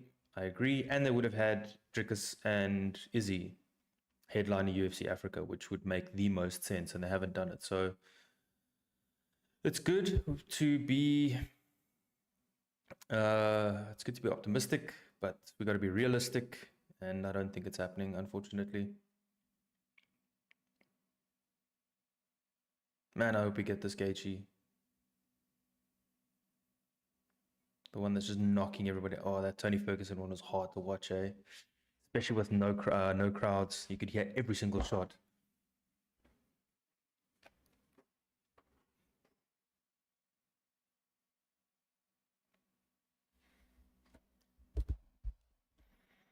But wait, Mati, you're from Canada, right? Have you ever got a chance to go watch the events, or are they too expensive? And they just had Elimination Chamber as well in Toronto. Aren't you in Toronto?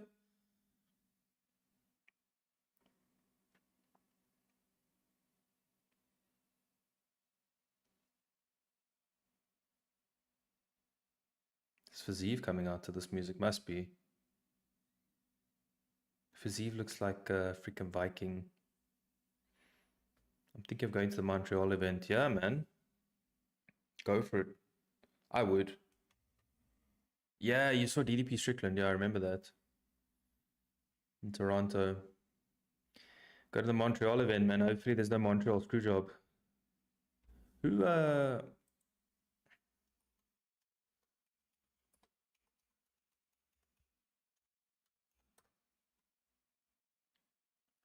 headlining that event in Montreal? I actually don't know. Let me Google that quickly. I need it. What is that? UFC 315, eh? Let's Google that.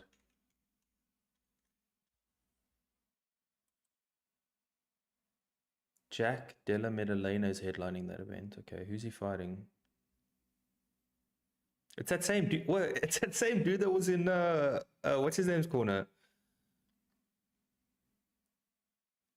Maddalena. I'd love to see him take the belt. Yeah. Who's he? Who is this guy?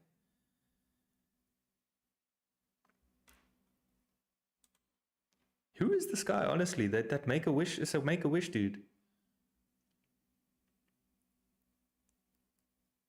This guy's hit the lottery in life, bro. Not only gets to corner somebody, he gets to corner Bohamandes. He's fighting. They've got him. They've got a UFC belt on him. Is this a legit? Like, this is a legit title fight, right? Okay, Jack, man, go easy on the guy. No, but in all honesty, man,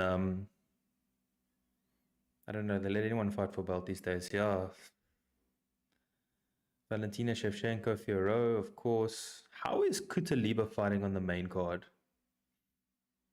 No disrespect to Jeza Aldo as well, but like, they got Jessica Andrade versus.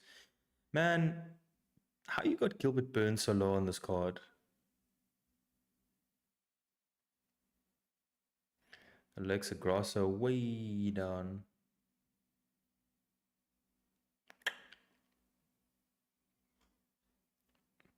It's a stacked card though, to be honest with you. It's just this headliner I'm not so sure about.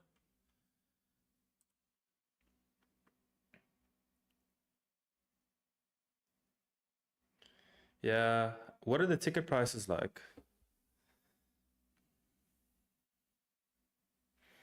I've actually got another friend in Toronto that just moved 2 years ago from South Africa, but he didn't go watch the DDP fight. I mean, it's like you have the chance to go watch him win and you don't do it.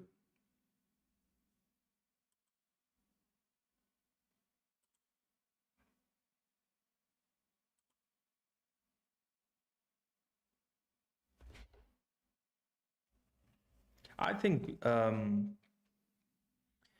Fiziev's gonna come and try to blitz him early, and I think if Gaethje can just weather the storm, he can win by a vicious knockout, because I think Fiziev's gonna get tired. I don't care what anybody says. You can train as hard as you want. Ring rust is real. DDP versus Strickland cost me 1,000 Canadian dollars. This one sold for maybe 600 when I last checked. Nosebleeds, dude. Was it $1,000 for Dricus versus Strickland for nosebleeds? That's crazy. See, but that's the thing. That's how much it costs. That's what the demand is. Like, so I'll put it into perspective. South Africa played New Zealand, which is it's the biggest game in rugby, South Africa, New Zealand. You might know this already, but it's for sure the biggest game for those two supporters. Like, that is the biggest rivalry, best histories, everything. They played in Cape Town, and I think the cheapest ticket was 750 Rand. I don't know what the exchange rate is now. Let's have a look. I think it's about 75. 60, okay, so it's about 60 Canadian dollars, okay? And people were pissed. Pissed. And that's the stadium that they want to hold, supposedly want to hold Dricus versus whoever, UFC Africa at. People are pissed to pay $60. Now imagine having to pay upwards of $1,000. And that's, you guys are already paying $1,000 in Canada. So Toronto people pay for the stuff. Sports tickets are pricey. That's UFC, man. UFC's not going to be like, oh, we're in South Africa, let's drop the prices, let's make it $50 a ticket. No. They're going to be like, hey, we could have held this event in Canada, we could have held this event in Las Vegas, we could have charged $1,000, $2,000 a ticket. That's what we're charging here. So they're actually crediting him as a former BMF champion, okay? Technically, Tapura is the BMF champion, but hey, that lineage does not exist.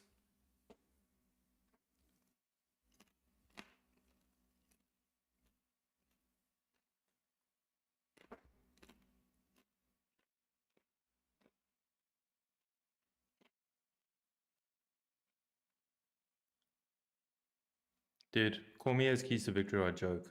Use the jab, get started early. Really?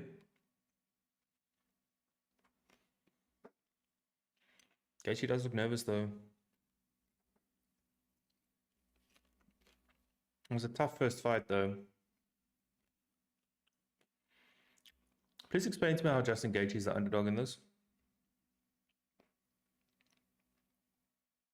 Okay, Gaethje, bring the violence. Please do. Please do. Your favorite fighter's favorite fighter. That's the tagline, right?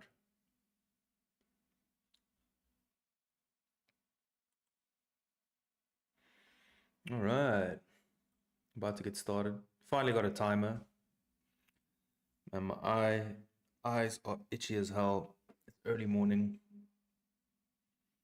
I'm actually not against more events in the Middle East because it means I don't have to wake up this early. I honestly have a feeling if they don't announce Dricus versus Khamzat for International Fight Week, I think they're going to make them fight in Abu Dhabi.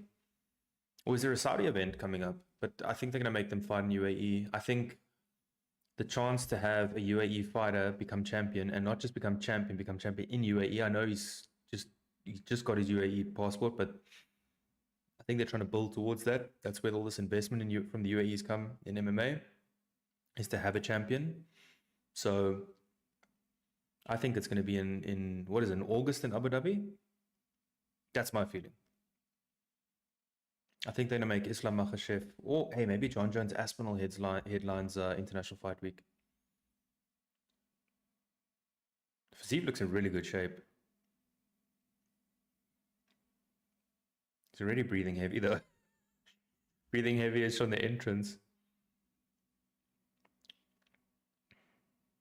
I think there's going to be violence in this fight though, because Fiziev has to come and try to finish early. I don't think his cardio is going to last.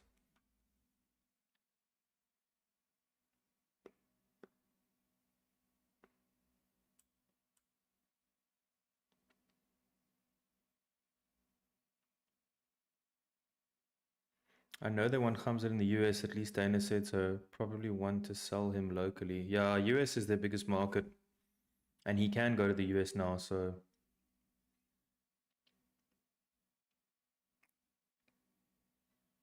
I think those are the two options, to be honest with you, is International Fight Week in Vegas, or maybe Madison Square Garden. Isn't there a Madison Square Garden event? But then who do they make in Abu Dhabi? Do they make his first, like if Khamzat wins, then do they make his first defense in Abu Dhabi? I'm just thinking like how the UFC would think, but I don't think Khamzat's winning that fight anyway. Dricker's probably won by guillotine because his guillotine is nasty. All right, here we go.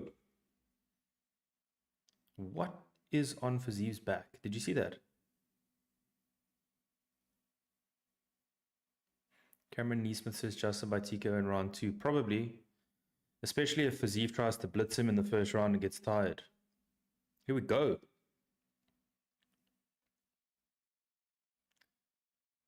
Gaethje looks a little bit tentative, eh? USA chance. What is that? Okay, it's just some redness on Fiziev's back. I thought it might have been a staph infection. Staph infection. Yeah, so Fiziev is measured. I thought he would go for it. Fiziev in southpaw.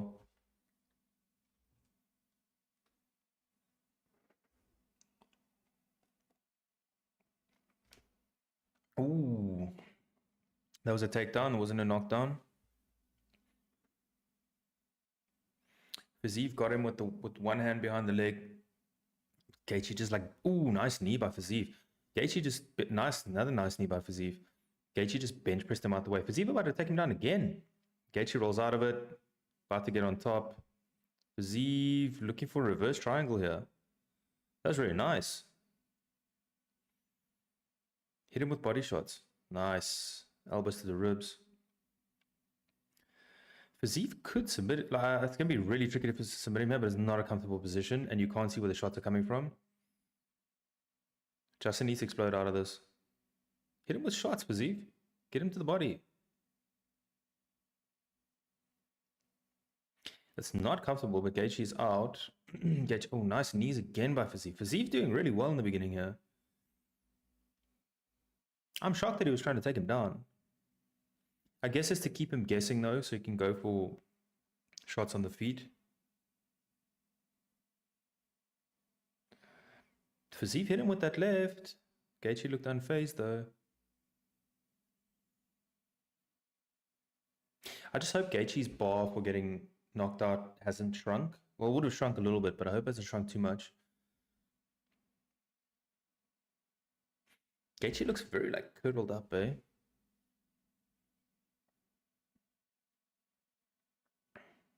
Fiziev doubling up on his jab, hitting him with the second jab. Nice little uppercut there by Gaethje.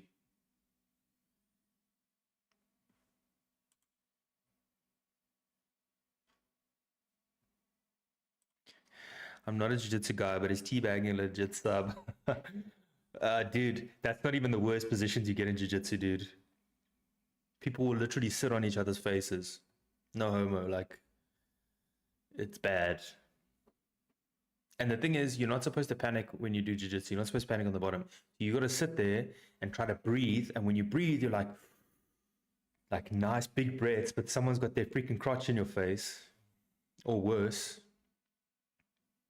But what was legit about that submission, he's had one arm in. He had it under the arm here, and then over the neck, which is where the triangle comes in. So if you've got strong legs and you've got nice flexibility, you could sub someone from there, but like the person would really have to not know what they're doing on the bottom. Nice clinch here, getting into a Muay Thai, semi-Muay Thai clinch with a Muay Thai fighter. It's brave. Nice left there by Fiziev on the exit. I got Fiziev in this first round. It's much like the first fight. It's difficult for Gaethje. Oof. Gaethje goes for uppercut. Fiziev answers with the left hook. Nice body kick by Fiziev. Gaethje started ducking under those shots now. Looking sharp. I just hope Gaethje doesn't have to chase the fight too much in the last round, because that's what he had to do against Holloway, and it ended up bad for him.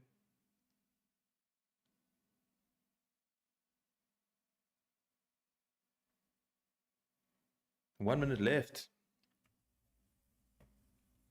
Fiziev's done well, man. He's definitely won this round so far, barring something else drastic happening. He should be one round up. Gaethje looks tired. I know he fights like that, but Gaethje taking some big breaths.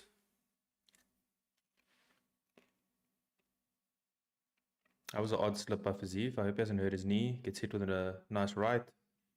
Fiziev is also looking tired. He's doing a good job of hiding it, but he looks pretty tired.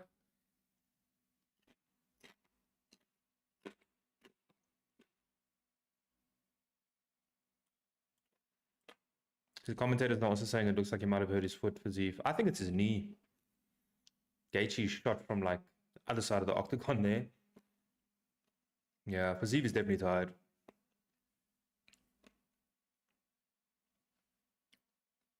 Ah, hits him with a nice left.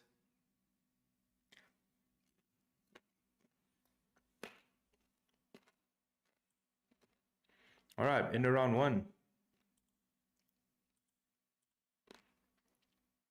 Okay, I got Fiziev, definitely took that one. But now this is where that 18-month layoff is going to come. I mean, to be fair though, Gaethje hasn't fought in a year as well, so Gaethje looks tired, which is odd because he lives in Las Vegas, so he should be acclimatized. Fiziev's just looking at the corner to see what Gaethje looks like.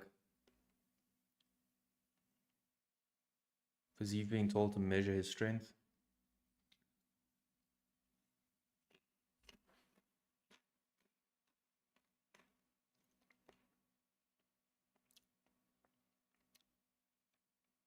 Elbowed him to the hip. Fiziev definitely landed the cleaner shots. Nice body kick.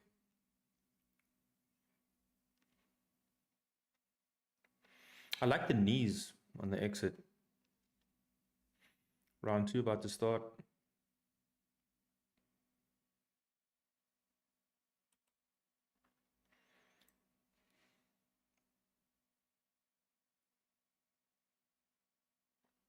Fiziev wiping his hands. I don't know if something was in his eyes or not.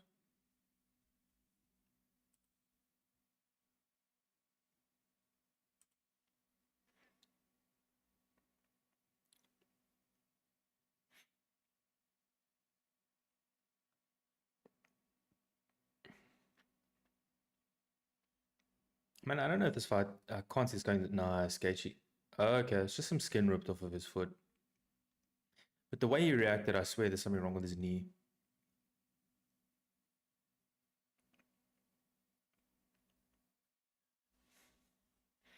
(10-9) Fiziev after round one, I agree. Shot to the nuts.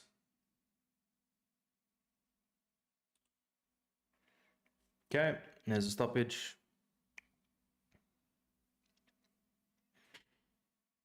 Gaethje needs to take his time here.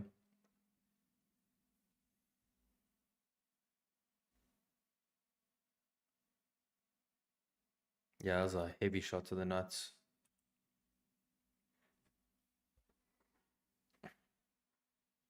Yeah, Fiziev is starting to slow down. I think he's trying to pick his shots. His output's definitely slowed down. Justin keeps coming forward, but yeah, ooh, bit of a headbutt there in that exchange.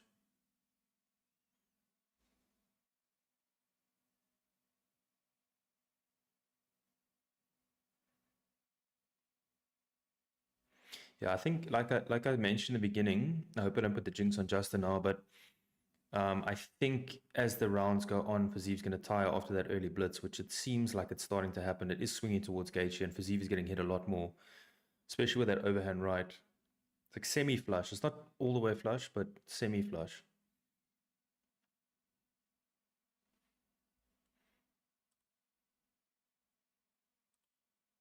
Gaethje with a nice right.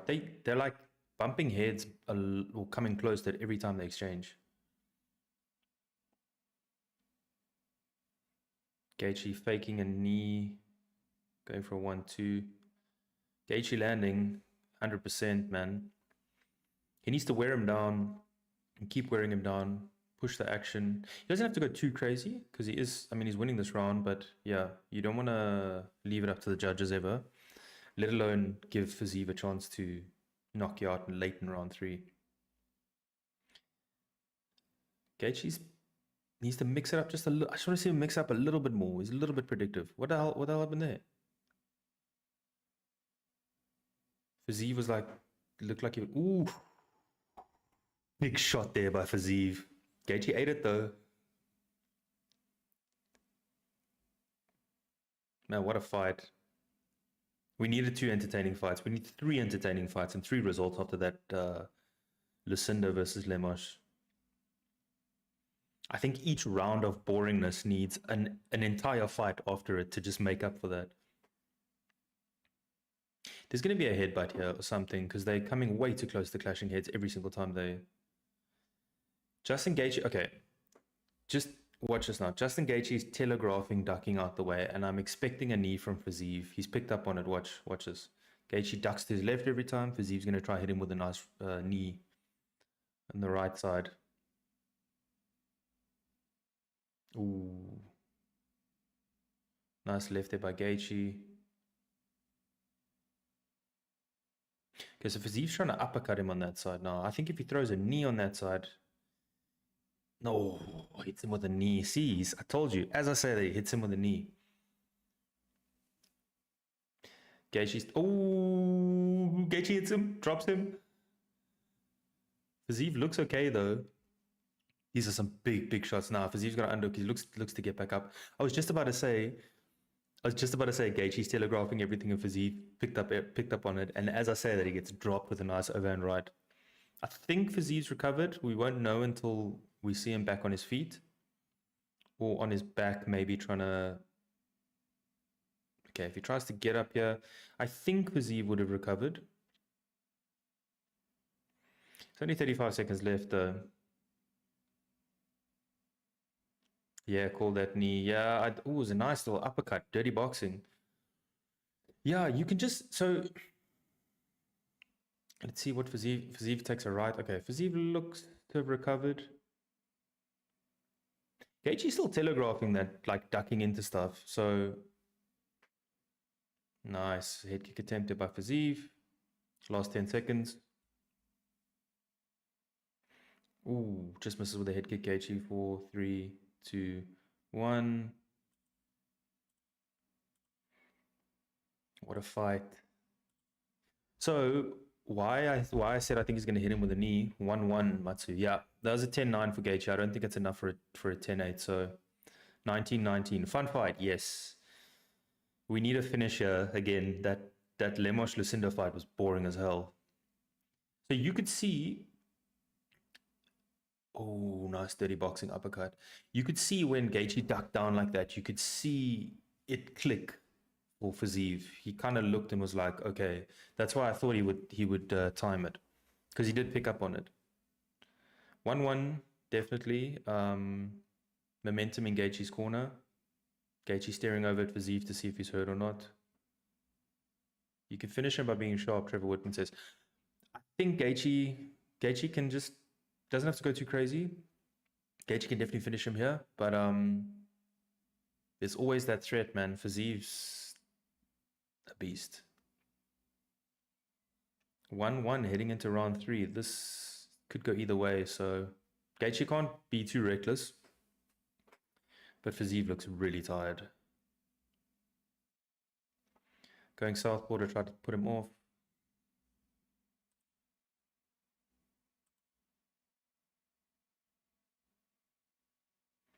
So the commentary picked up that Fiziev's corner is calling for a left high kick off the punches. I didn't hear that because I didn't hear the commentary. But Fiziev going for another wheel kick. I say another wheel kick because there was a wheel kick knockout with the Rufi fight.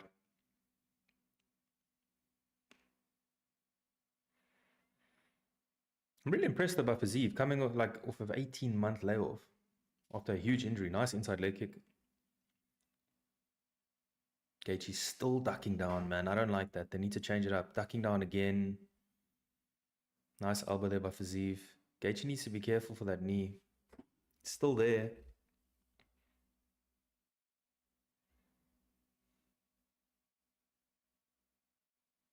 So now DC picking up on it as well, that Gaethje feints to his right every time.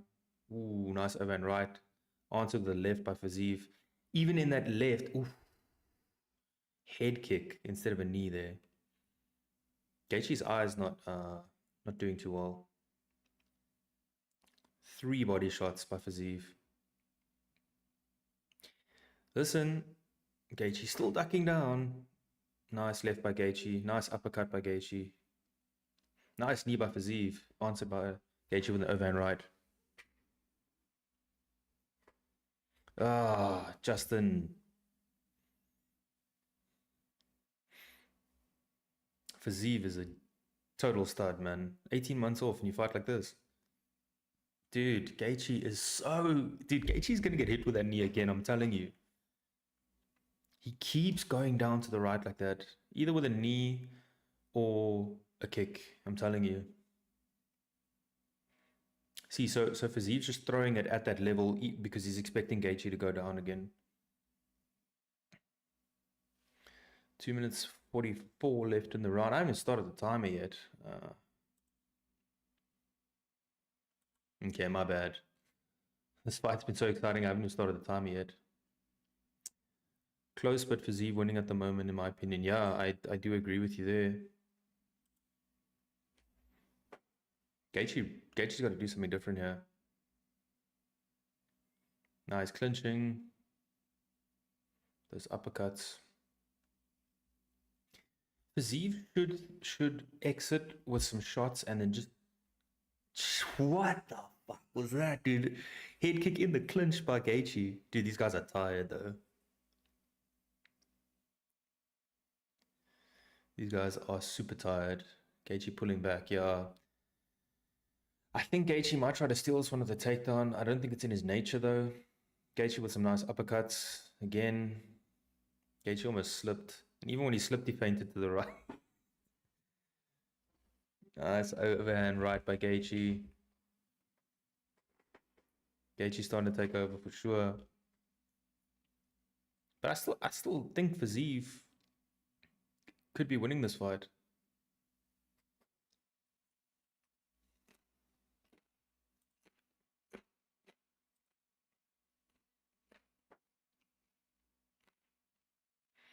These dudes are both really tired. Gaethje took a massive breath. I think Fiziev is too tired to take advantage of Gaethje moving to the right the whole time now. Nice uppercut by Gaethje. Gaethje going for a takedown. Fiziev too strong. I think that was a mistake by Gaethje.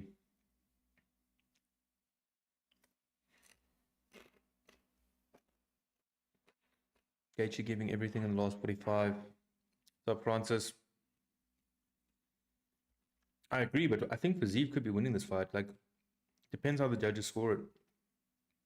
Some judge is probably going to give it 10-8 to Gaethje in that second round, which would be ridiculous. Nice, Gaethje. So Fiziev hitting the cleaner shots in this round, but Gaethje pushing the action. So, dude, Gaethje. Ooh, Gaethje gets a head kick. Whatever happens in this fight, what an entertaining fight. Especially after that, again, Lemos Lucindo was just boring as hell. Gaethje getting hit with the left, 10 seconds left. Gaethje needs to go for it. Nice knee by Fiziev.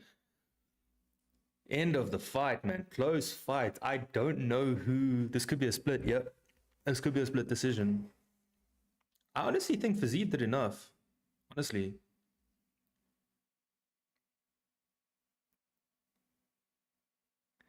I don't know who wins this, lol. Yeah, I really don't know.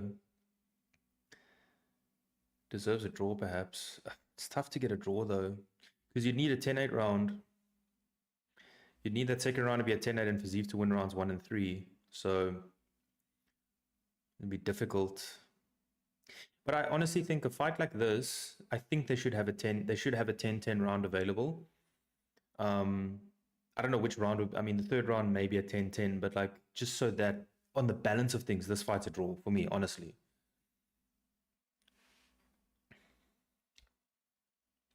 In that poll.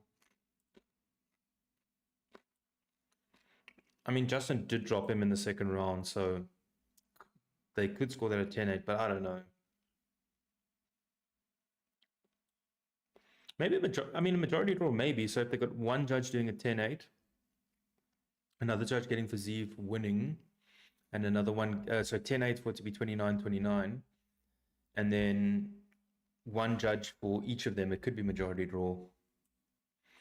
What a fight, though.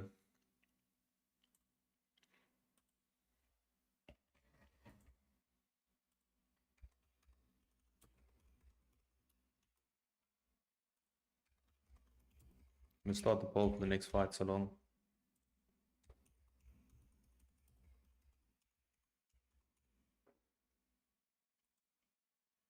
All right, let's hear what the decision is.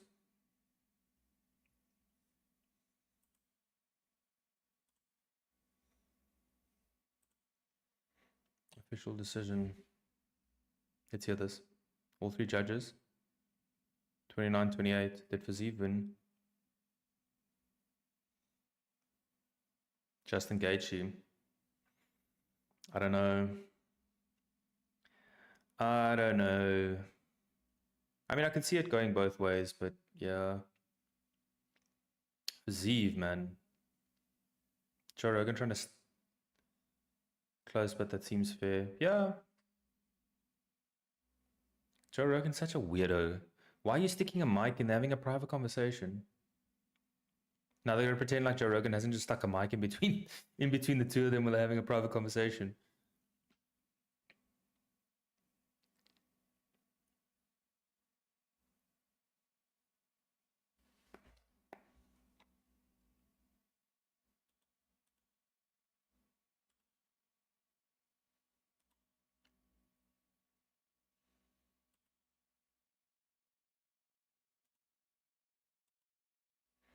Yeah, good on you, Justin Gaethje, giving him his credit. Got to respect judges' decision, they say. Yeah, I mean,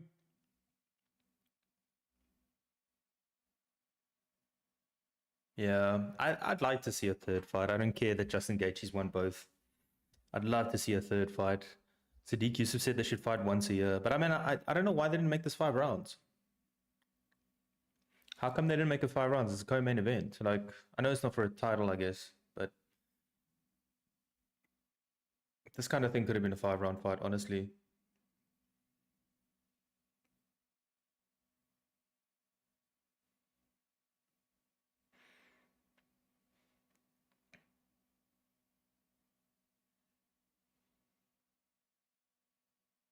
That head kick was nice by Gaethje. Here we go.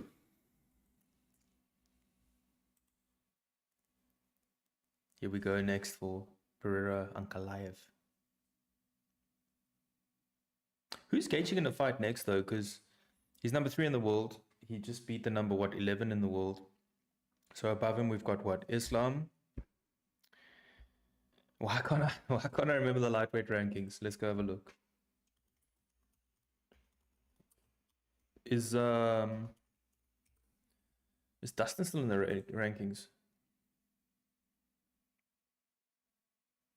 Okay, of course. Yeah, we got Armin Saruki and Charles, right? Justin just ended that fight so much stronger, so I'm okay with the result. Yeah. That's the thing. If you end your round strong, the judges remember that. So Manuel Cape, Mr. Ipoke himself. Okay, boys, Alex better win this. Really want him versus DDP. How is this dude smoking in the arena? I mean, selfishly, I also want Pereira to win, so we see him against Strickers. But I honestly think he wants to go up to heavyweight. I actually don't think I think it's a better fight for him in terms of like reward versus risk versus reward. Because if Strickers comes up, have they got Louis Vuitton mitts? What are those mitts? Anyway, I think for him to go up to heavyweight, it's like a no-lose scenario. He just wins, because if he wins the title or he beats the heavyweight, like as a light heavyweight who was a middleweight, which would be mental. And if he loses, he's supposed to lose, technically.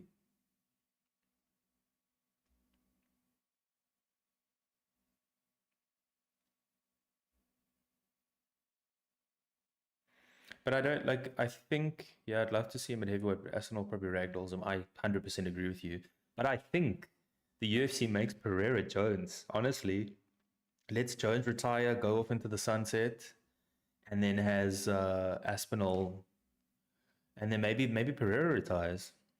But could you imagine a 3-division champion, the first 3-division champion? I think Pereira is the most likely to actually ever get that done.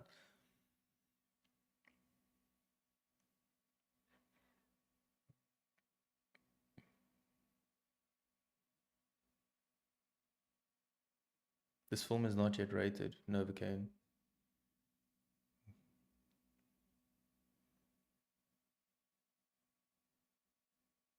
Man, Las Vegas at nighttime from the sky looks sick. So, Pereira to win, he is now a favorite.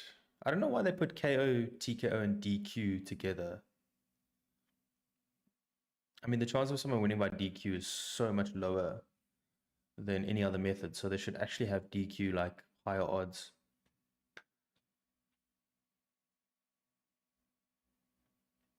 Here we go, boys.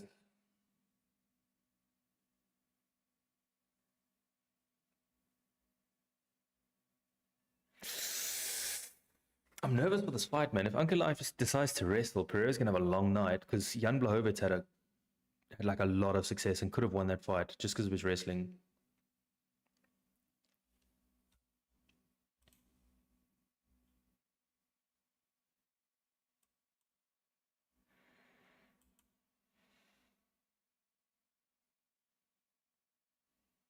Promo starts. Put on. Charmer.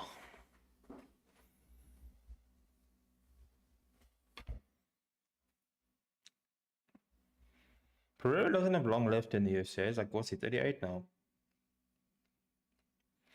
How is Ankalaev's cardio? Pretty good. Yeah, usually pretty good, but look, it is Ramadan now. So that will have an effect, even though Muslims are used to living like a normal life. You're supposed to live a normal life during Ramadan. Go about your normal activity. There is going to be an effect on his cardio, I think. We would have had some time at least to refuel today, but fasting during the day could have an effect. But if there's anybody that knows how to get your energy back and have it sustained, it's people who fast for things like, you know, like for Ramadan. So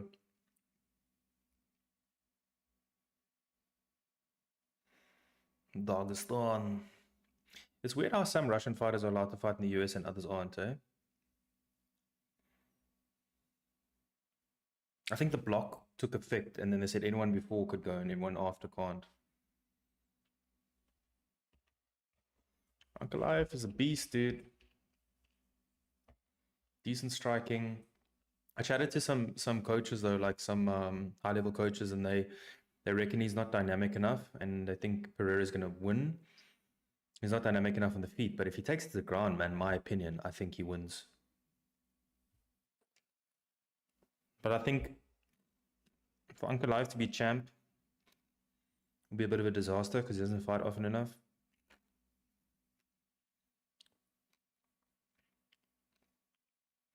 Jan did slow down against Alex. I think they fought at altitude.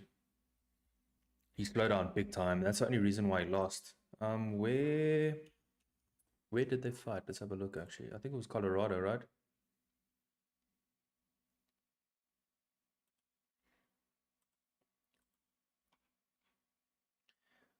Man, I just want to see Pereira. I'd like to see him stay champion. Just so entertaining. He fights often. That's what I'm wondering. He probably has to wrestle for 5 rounds. I think so.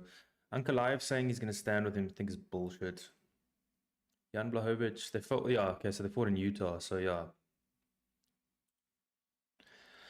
That's the thing, so I don't know if he can knock out Alex at 205. His chin seems decent. Yeah, knocking out Alex at 205 is a bit, especially for Ankalaev. But Ankalaev has power though. The problem is all of Pereira's previous opponents have tried to stand with him, which is a death wish. And Ankalaev might stand with him, but if he gets whacked, I'm just watching the Kudaliba knockout from Ankalaev. Kudaliba's way in antics are weird, so I don't like that guy. Alex looked worried though in the build-up when they were showing him doing grappling rounds. Plus, just the FYI, Alex cut a lot of weight in the last week, like 25 pounds or something stupid. 30 pounds. I did watch the Mark Hume fight, yeah. Impressive, eh? It's a vicious, vicious guillotine. Drickus hasn't even mean a guillotine, by the way. He beat Alex's first UFC opponent, Boston Alex. I know, but Alex Pereira flatlined that dude. So I follow Hamza Chimaev's manager on Instagram, and he managed that guy, that Michaelides. And he was hyping him up the whole week, and literally on every single way, and everyone's like, "Isn't that the guy Alex flatlined?" And then yeah, he just destroyed him. But honestly, I'd like to see Mark Hume fight at welterweight because he can make the weight, and he's still strong at welterweight, and his chin is still strong at welterweight. So I think when you get to the UFC level, he should fight at welterweight, in my opinion. But I'm more excited for a guy like Tumelo Manyamala, honestly, who's on the Ultimate Fighter. A guy like Pumin Kuta, who's fighting at LFA, who's really good at flyweight. So let's see. I'm happy for Mark. I think he got a raw deal in UFC attempts. I think so. And so he obviously got his chance at the Ultimate Fighter, came up short, but that's a perfect example why I think the UFC is not sold on South Africa because, hi, so what time is the fight starting, FMK? It's starting in 2 minutes. They're literally walking out right now. Ankalaev just walked out. So the UFC, for me, if the UFC was sold on South Africa as an MMA destination, on South African fighters, on Team Drickus CIT, I think they're sold on Drickus. I think they're still sold on Cameron. But I think if there was any kind of influence, let me rather say, from Team South Africa, Mark Hume would have got a chance in the UFC without having to go through tough. He won tons of fights overseas. He was a dominant champion in South Africa. He's part of Drickus' team. And they didn't even give him a direct shots. And that kind of showed to me that the UFC was just kind of like, no. Team South Africa, we're not sold so much on you.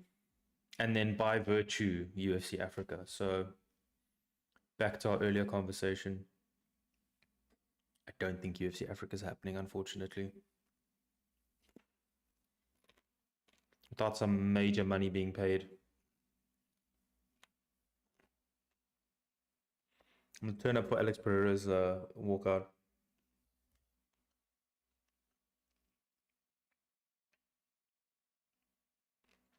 Man, I wish I could play this audio over on the live stream, but you can't. It gets taken down. Oh. Is there a more iconic walkout in the UFC at the moment? Could you imagine this at the Sphere? You know, if Alex and Drickus fight each other, I'll be so torn. Obviously, South African supporter, I got to back Drickus and I will, but like, Pereira's like one of my favorite fighters.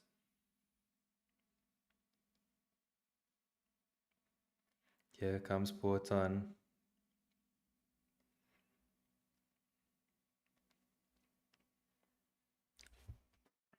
Could you imagine Pereira loses? So Ankalaev's champion. Khamzat beats Drickus. Could you imagine? Khamzat's champion. You got Islam. Who's the welterweight champion again? And you get Islam at 55.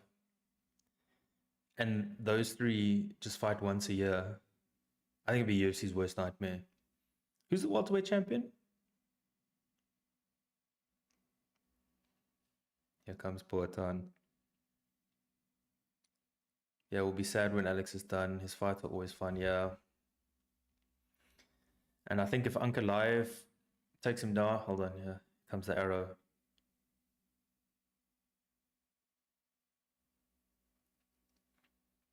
Welterweight's that guy that we saw from the Make-A-Wish that was in the corner of Bohamandes, right? That's the welter. That's who they got fighting Jack Della Maddalena.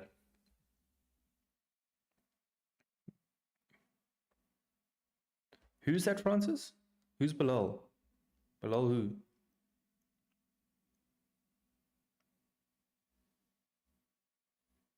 Bilal is the welterweight champ. Who is Bilal?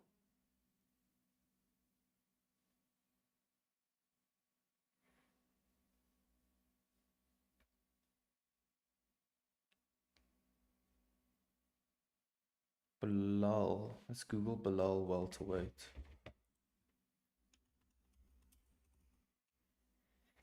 Bilal welterweight.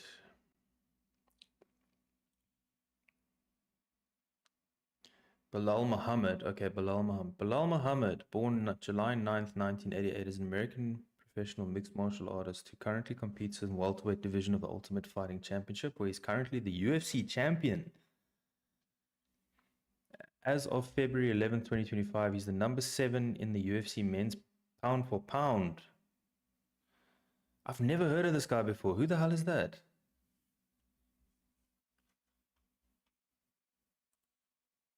UFC?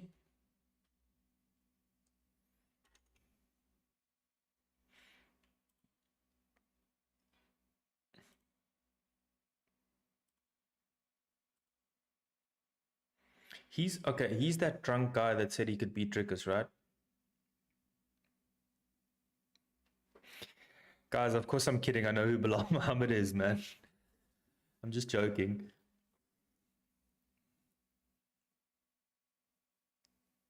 I'm just kidding, guys. I know exactly who Bilal Muhammad is. I'm just adding to the meme.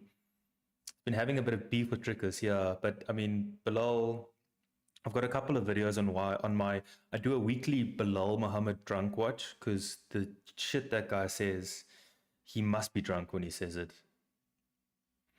Bilal reckons he could take out Drickus. That was one of the things he said when he was drunk.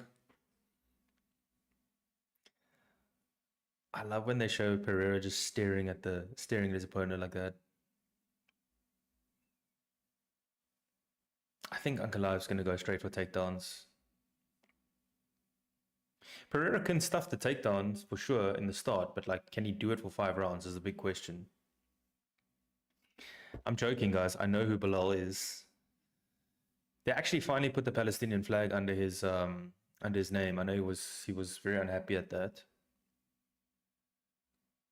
Quite surprised actually that they did that.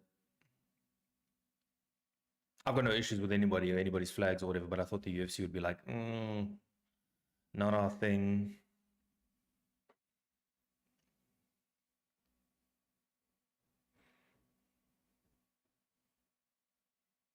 Mike Bell, Derek Clearly, and Saul D'Amato, the judges. Oh, Mark Goddard's the referee. He's the man that's refereed all 4 of Izzy's losses recently. Actually, ever. I wonder how much UFC makes from all these sponsors and adverts they put up. Must be a lot of money.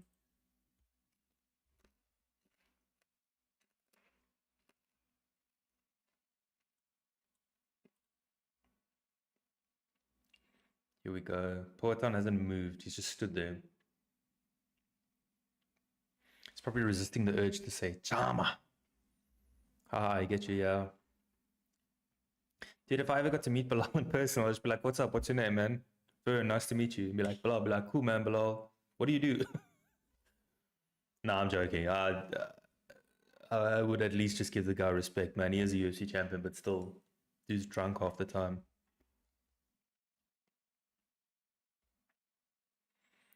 Dude, Bruce Buffer. When that guy goes, whoever needs to take over from him, I feel sorry for.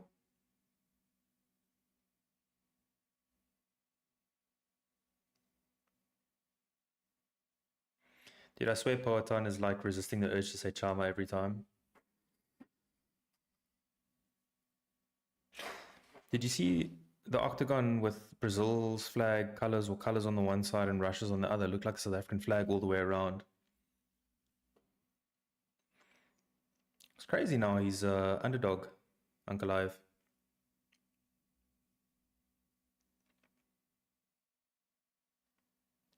Mahashkala. Which is where Dagestan is, right?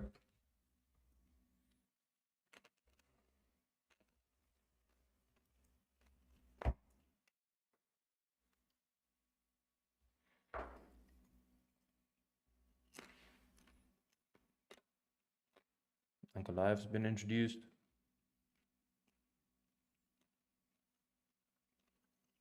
Pereira finally moves. and blinks for the first time since entering the octagon.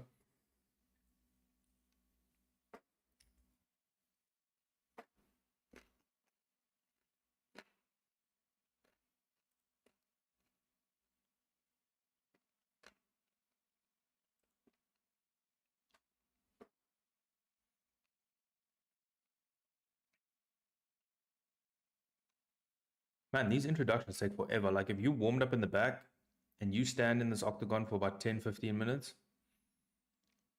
I wonder how nervous these fighters are during the introductions. It takes forever. Yeah, I was literally, as I said, like, how do you stay warm? The one and only. Damn.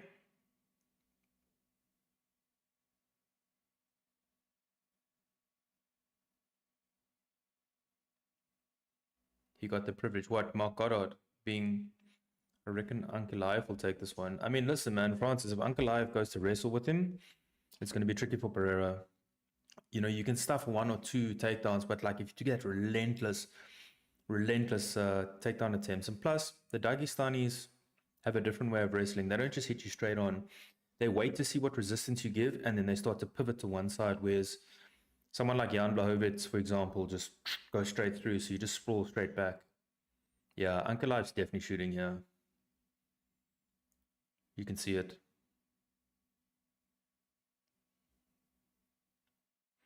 He's going to wait for Pereira to come forward and he's going to shoot. I didn't start the timer, man. What am I doing? Let me edit the timer quick, man. My bad.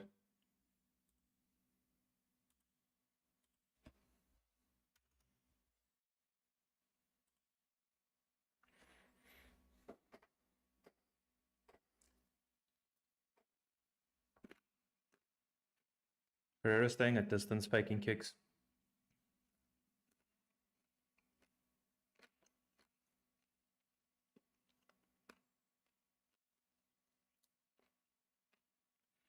Nice calf kick. Listen, if Pereira can get those calf kicks off, he can stop Ankalaev's progress.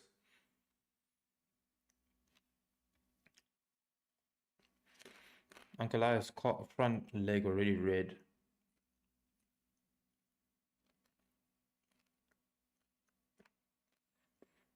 Let's see. Pereira not gonna be able to let his hands go as much because he's worried about the takedown. Look how far back he is.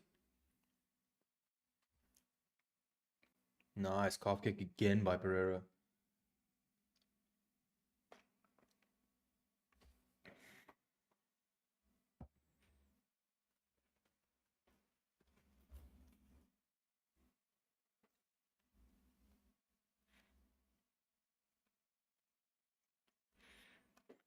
So the commentators are wondering why Ankalaev's not going for the takedown. I think the fact is he's worried about the knees.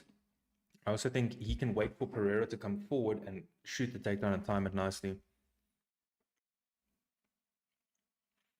It's also a 5-round fight. You don't have to go balls to wall in the beginning.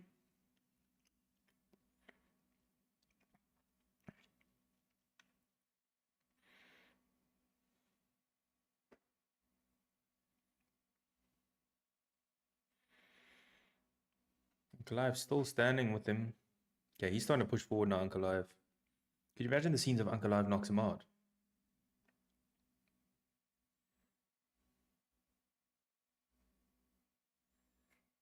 Ankalaev throwing some nice combos. I mean, if Ankalaev knows he can stand with Pereira and he gets that confidence, it's going to be a long night for Pereira. Because then Ankalaev can shoot the takedown whenever he wants and he can stand with him. He doesn't have to worry about the shots.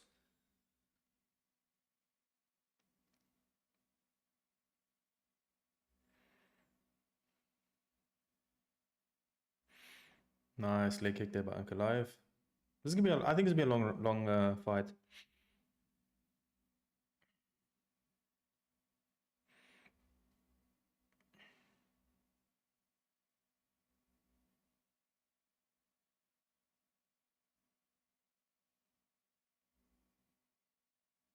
Ooh, nice head kick there by Pereira. Pereira's starting to get close into the pocket. Hugely telegraphed wheel kick there by Pereira. Missed by a mile. Ankalaev's front leg is welted up. Crowd chanting Chama.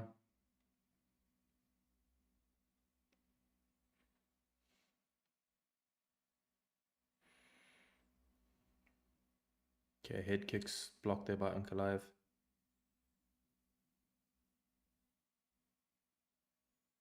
They're saying luta, luta, which means fight.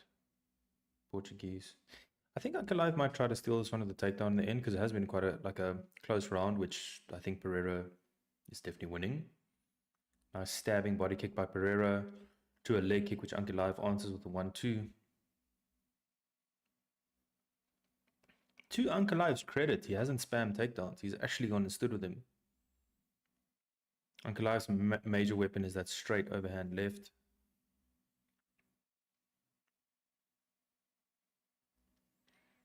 Pereira on that. Okay, so see, as I said, Ankalaev is trying to steal this round with the takedown. Pereira doing a good job of stuffing the takedown.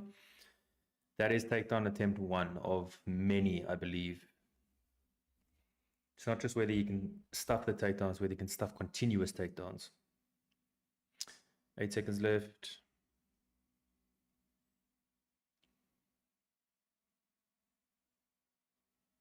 All right, round 1 in the books. I give that one to Alex Pereira for sure. Just see if I can edit this timer back to 5 minutes.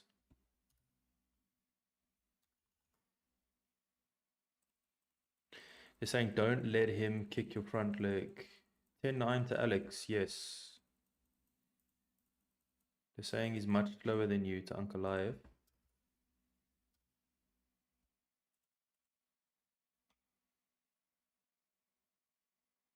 Let's see if I can do this.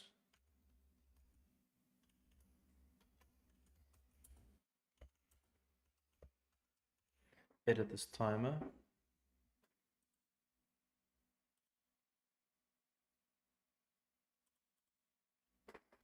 Ankalaev looks like he wants to counter the leg kicks, tries to land some punches. Yeah. Sometimes instead of trying to check the kick, tries to time it. Yeah. Sometimes instead of checking the kick, you just roll with the kick and throw a punch. But with calf kicks, it's a tricky tactic to try to do that, honestly.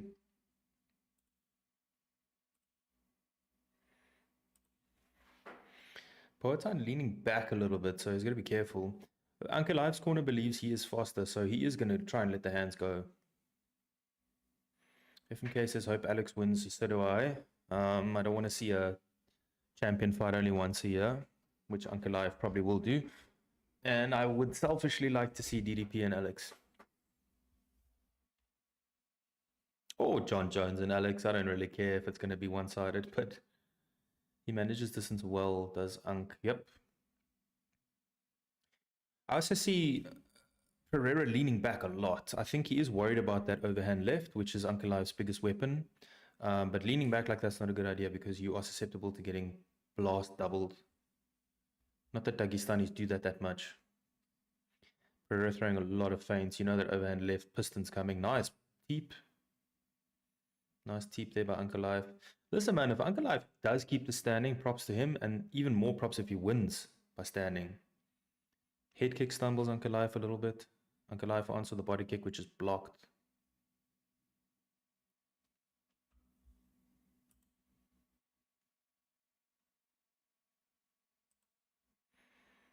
Nice kicks, man. Ankalaev, dude. Impressive. He's staying standing with him.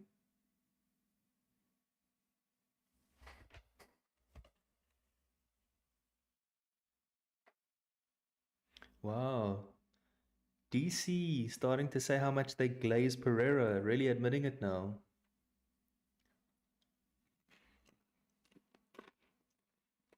Glazing is probably the wrong word.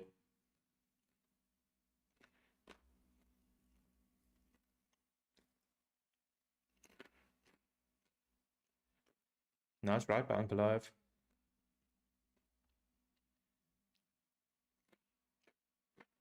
I think Pereira definitely respects the power of Ankalaev.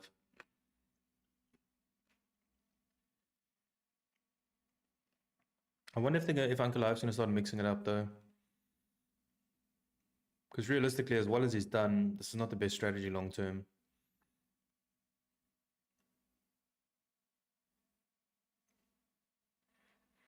MMA fan base is so toxic, they'll probably cheer for Ankalaev if he wins. Act like they were behind him from the beginning.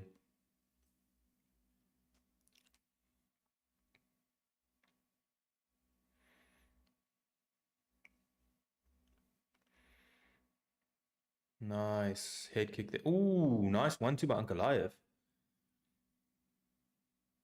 Nice left by Ankalaev. I told you that's his biggest weapon. That overhand left. He looks for it. Looks for it again. Cocks that thing up like a piston. Alex answers back. Alex Pereira is definitely respecting the power of Ankalaev and the striking ability here.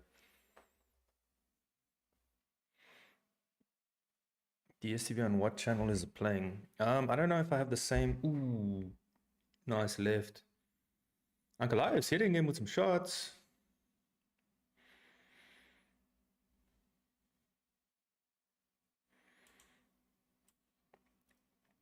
Are they fighting? They are fighting, yes. Crowd chanting Chama. Give me a second. I'm just gonna I'll tell you which.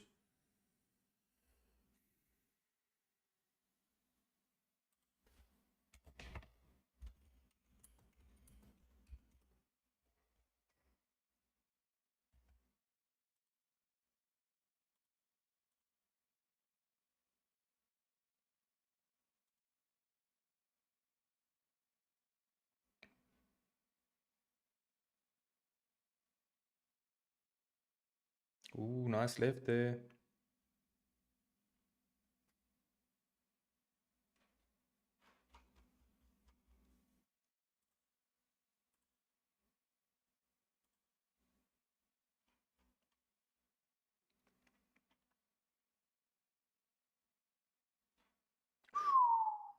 Nice shots there by Ankalaev. Ankalaev's winning this round.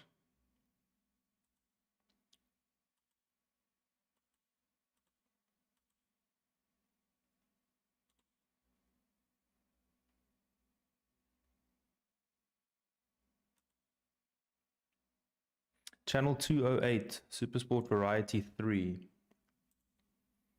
Ooh, drops him. Almost drops him, stumbles him. Ankalaev with that piston. I told you. That piston left. Some popcorn. That piston left of Ankalaev. I told you. Ankalaev's outstriking Pereira. That's crazy. That's crazy. Yeah. Don't know it, man. That is mental. Ankalaev outstriking Pereira in round 2. See that left? It's that piston left, but that left's put a lot of people out. Now, do you guys remember when, oh, who was it, man? At heavyweight, Alistair Overeem. I wonder if he'll adjust. I hope he does. Alex is open and upright. Yeah, that's the way he fights. His head movement's really good usually. Do you remember Overeem against oh, he had such disdain for I forget now who it is. Too many things happening at once. He had such disdain for his opponent striking, and he ended up getting knocked out. Man, round 3 already.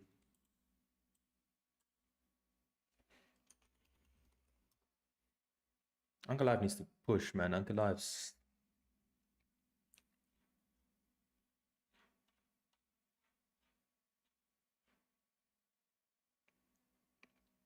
was Ben Rothwell. He showed absolute disdain for Ben Rothwell's striking. Like, Ben Rothwell's not even on his level, didn't take him seriously, and got knocked out.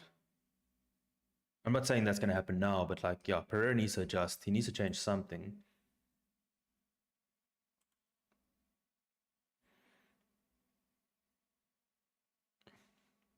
Saved by the bell.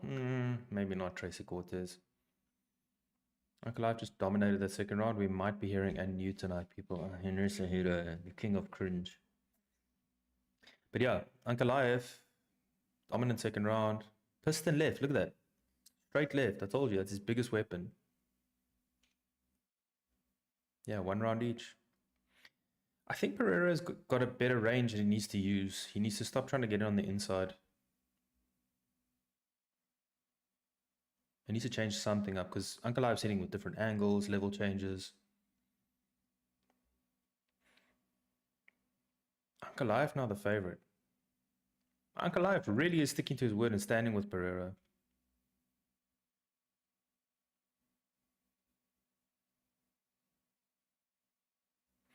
Pereira looks like he's confused, like he doesn't know what to do.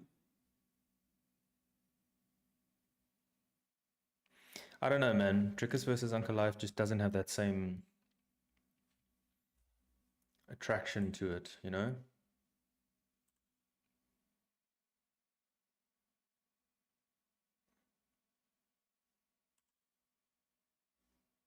Ruski. Am I hearing that correctly? Ruski. That means Russia in Russian. Now Ankalaev spamming a takedown. Not spamming, going for a takedown. Pereira with a nice elbow on the exit.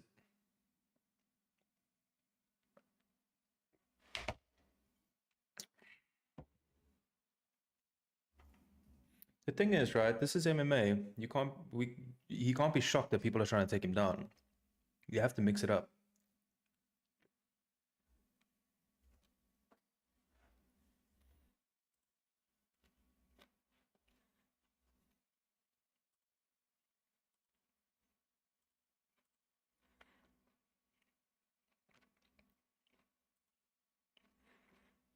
Piston left by Ankalaev.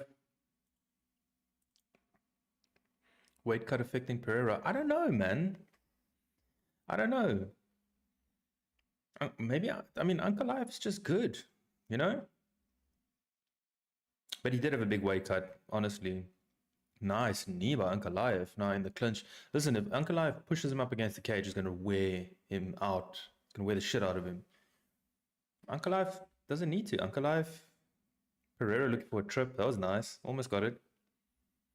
Could you imagine if the roles are reversed? Ankalaev outstrikes Pereira and Pereira outgrapples Ankalaev. Nice. Right there by Pereira. What a fight.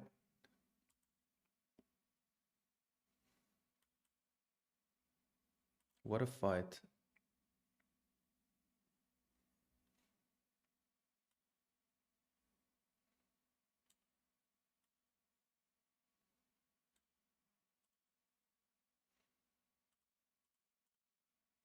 Ankalaev's always loading up on that left, though.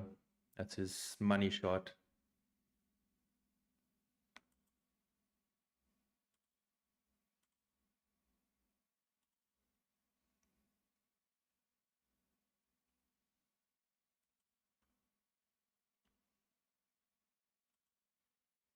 Nice by Ankalaev. Nice jab. Ankalaev could be up after this, eh? 2 rounds up.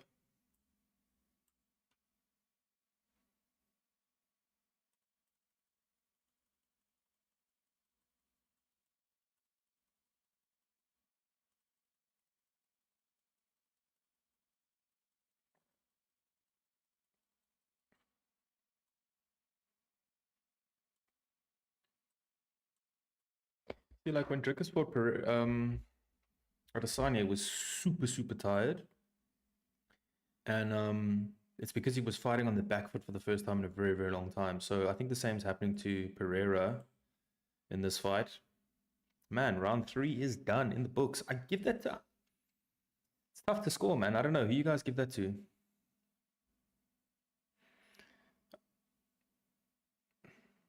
Two-one to Ankalaev. I also have it that way. They don't have Ankalaev's chair there.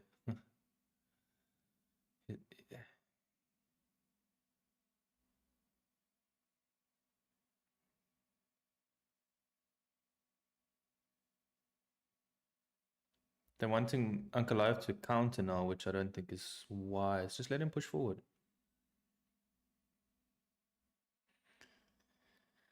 Pereira sucking in some big ones. Corner looks worried.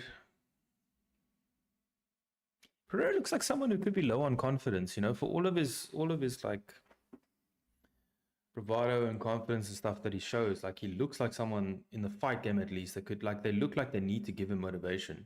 I don't know. Maybe I'm reading into it too much. Into the championship rounds we go.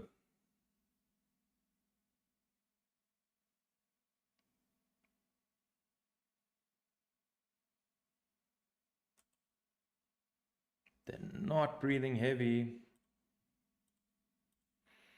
So Ankalaev now going to the grappling. I don't know why. He's had so much success standing. Throwing a lot of knees. Pereira's shorts look like a monster can. Monster loco. Could be 2-1 either way, but I think Ankalaev.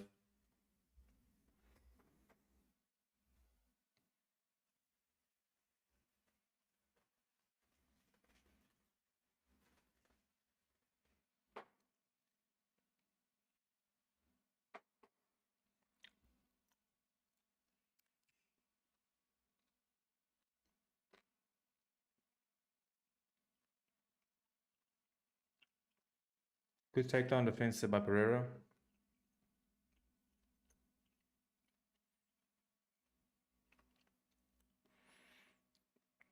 An intriguing fight this, because I really expected the fight to go this way. Yeah, Nazim Sadikov, you are nuts if you think it's 3-0. It's 2-1.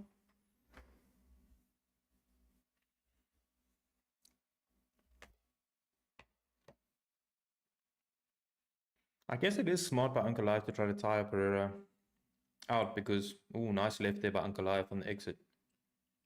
Pereira is starting to look a little bit tired.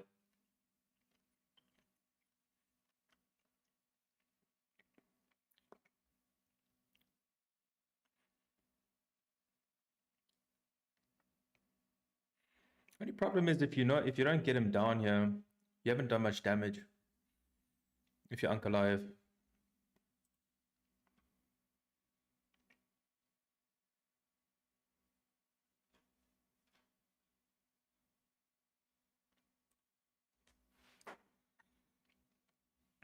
I'd like to see Ankalaev strike with him again. He's had so much success.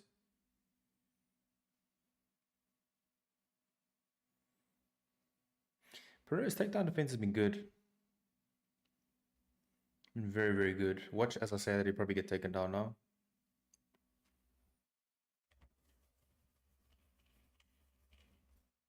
Yeah, he's playing good takedown defense, but he's tiring. Well, Ankalaev could be 3 rounds up by the end of this, and then Alex Pereira really has to go for it, so we could see fireworks in round 5. But before that, there's still 2 minutes and 15 seconds of this round. Okay, Malkorod separates them now. I think Ankalaev goes straight back to that. Pereira looks very slow. Pereira looks very, very slow. Dude, look at how Pereira's front leg dragged on the floor there. He looks so tired.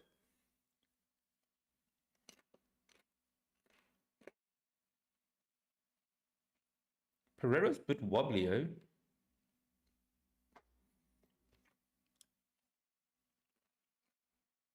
I don't want to say it, but Ankalaev's tired out Pereira, and if he hits him flush here, could be in trouble. Ankalaev goes over and right, shoots. Pereira stops it nicely. Nice knees by Ankalaev. Crowd booing, but this is what Ankalaev needs to do. And I don't even think Ankalaev is really trying to take him down. I mean, I think he's just trying to tire him up against the cage. Make him carry his weight.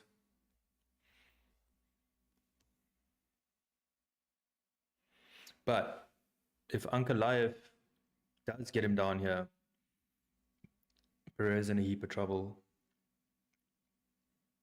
Pereira spent too much time in the Strickland camp. Dude, I don't even think he was there for Strickland. I think he was there for himself. I think he just got a free ticket to Australia and free accommodation and everything because he was just doing promotions and stuff for himself.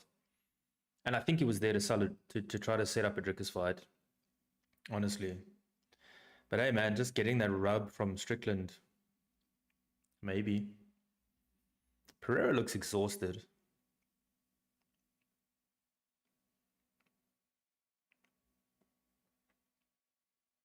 Nice on the knees. 10 seconds left.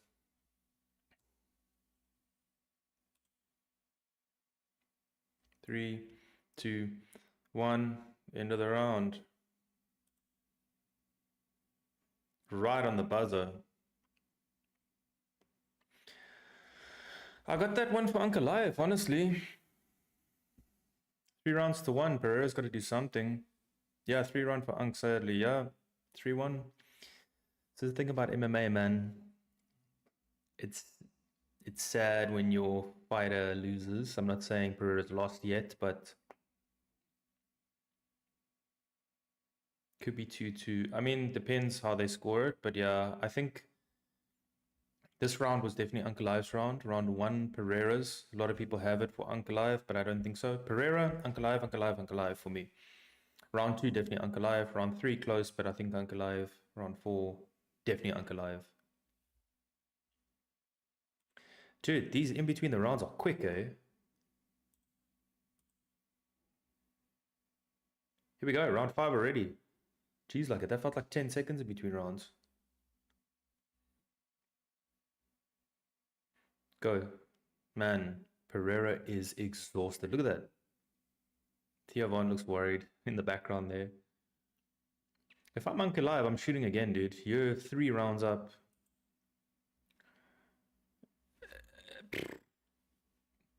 DC says 2-2. I don't know how.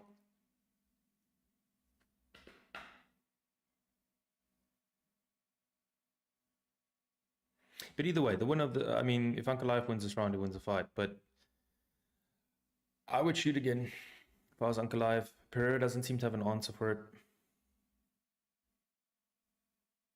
Ooh, nice right there by Ankalaev. I'm telling you, Pereira looks tired, man.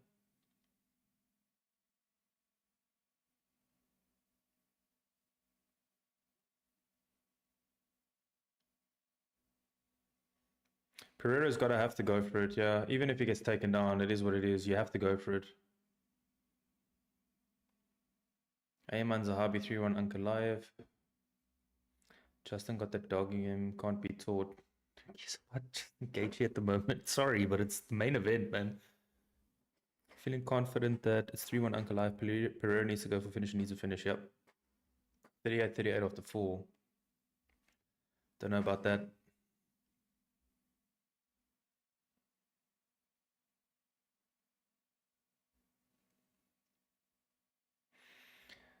Like, Pereira really has to catch Ankalaev flush to put him out.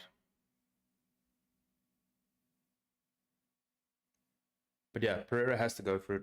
3 minutes 30.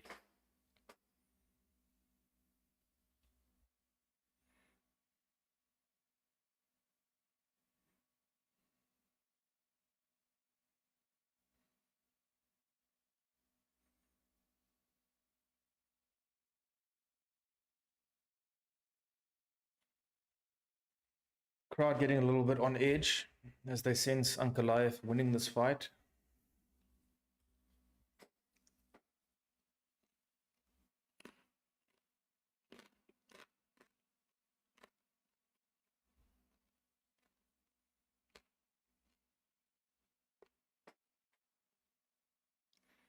Oh, nice leg kick to head kick by Alex Pereira. He needs to go for now, even if he gets taken down. I don't think Ankalaev's hurt, but Pereira really has to go for it.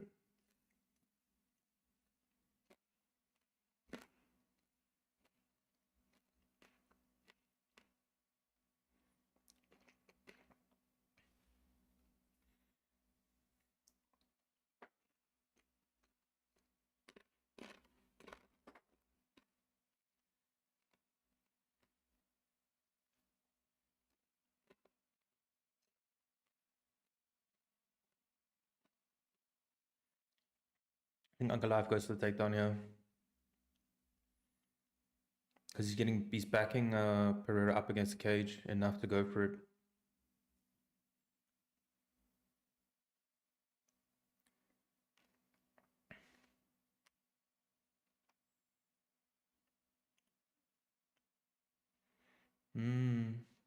He isn't super urgent, Ankalaev. He should be. Nice jab there. Commentators losing their minds over a jab. Come on, guys. Nice head kick. Ankalaev goes for a shot and then a takedown. Pereira doing a great job of defending. I must say, I'm surprised by how well he's defended the takedowns. But is a takedown here for Ankalaev enough to win the round? I think Pereira's won this round. Ooh, he's going to be on Poton's back. Ankalaev circling to the back.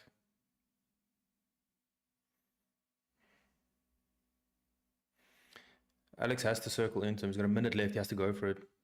Honestly, don't think Alex is winning this fight. Oh. Almost gets him down. Pereira has to go and circle into him. He can't stay here.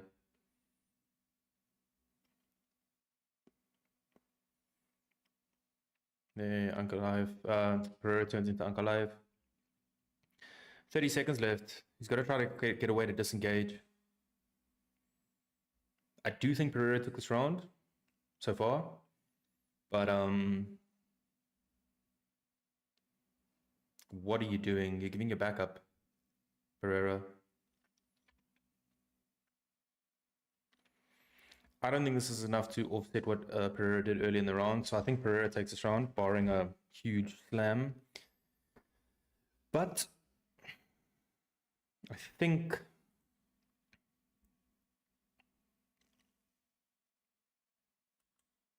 this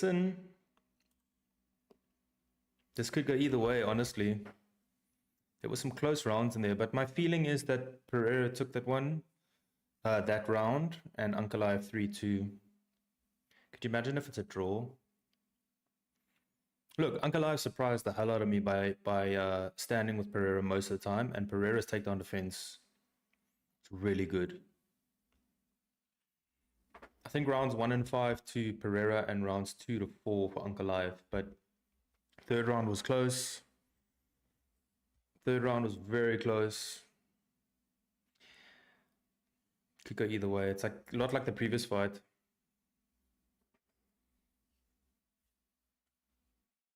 I don't know. What do you guys think?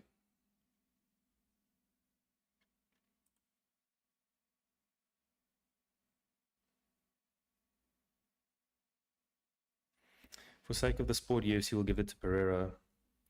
It's not the UFC's decision, but they might have some sway. I mean, to be fair though, Ankalaev, if he just fought more often, it would be great. But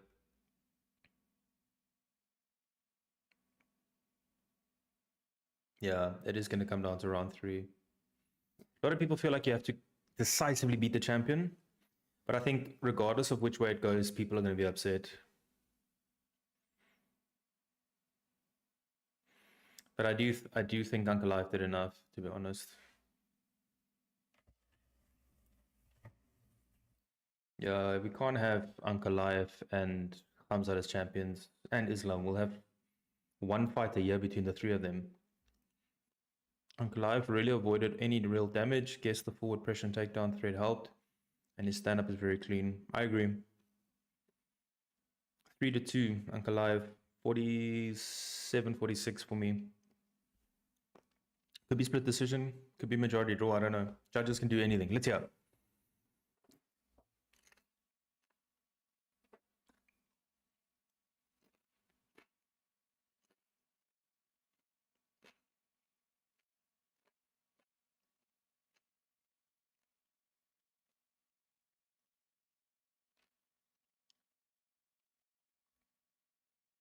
Ankalaev.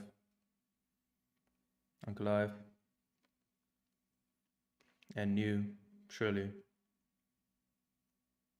Yeah, Ankalaev, new light heavyweight champion.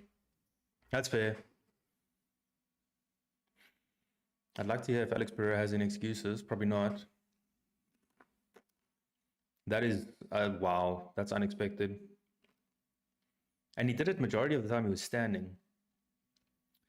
Matsu says sad. Yeah. I mean, listen, all due respect to Ankalaev, well deserved. But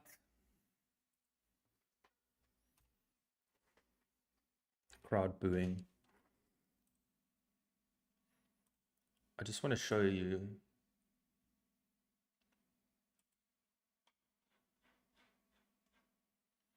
Ankalaev fought in January 2024, October 2024.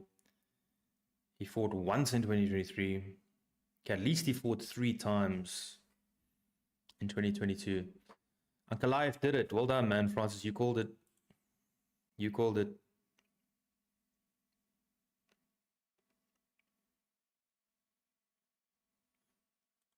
There might be an immediate rematch. I don't know.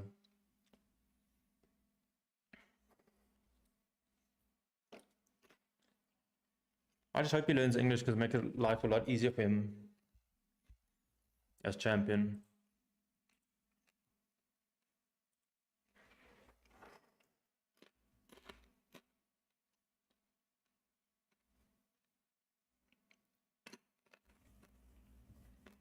Why does his translator look like Artem Lobov? Skinny your brother.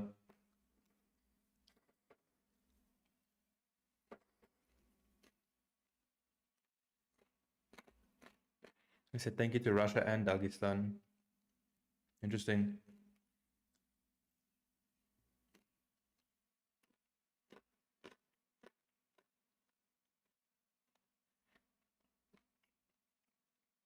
I'm really surprised he kept it standing and he outstruck Pereira for most of this fight.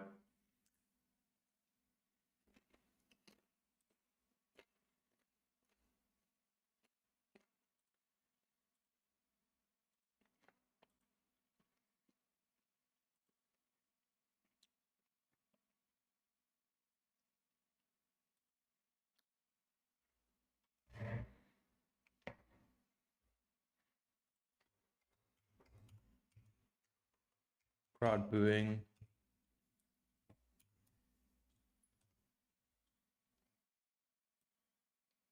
They talked to Alex Pereira as well.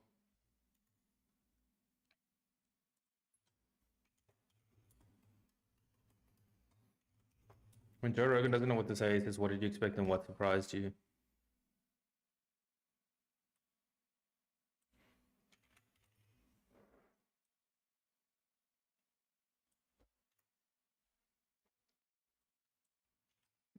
And then he asks, were you surprised?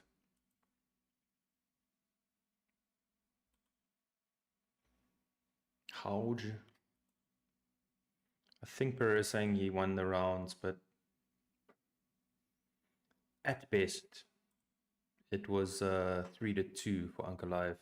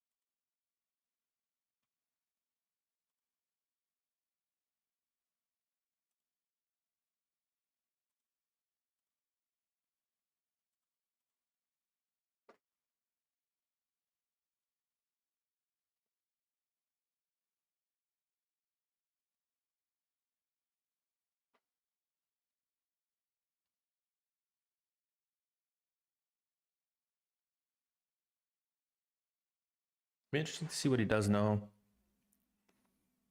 He's too old to take time to relax and recover.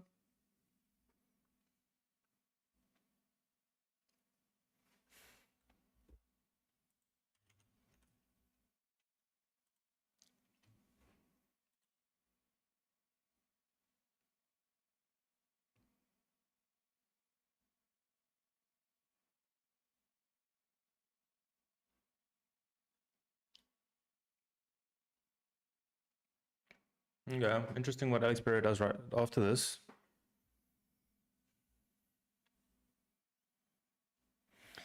Thank you once again for the commentary. I got rid of my DSTV, but now I'm maybe regretting it a bit. No worries, man.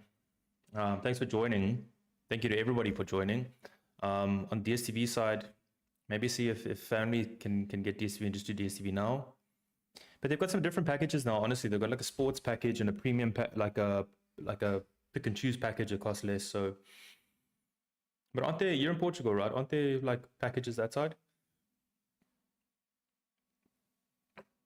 47, 48, 49, 46, 47, 48. Yeah. Well, thank you guys all for joining. Cheers, dude. Thanks, Matsu. Thanks for joining, man. Everybody, appreciate you guys. That's been the UFC 313 live stream. Might do some commentary afterwards. Take a quick break. Might end the stream. Let's see. But thanks for joining. I'll see you guys in the next one. UFC 314 from Miami.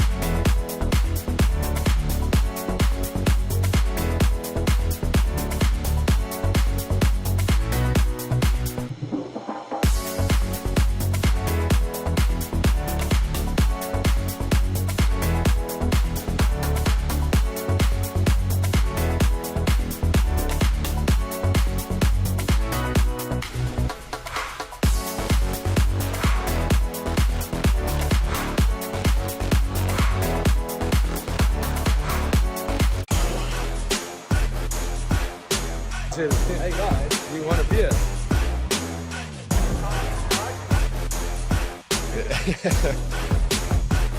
Just a little motivated little health.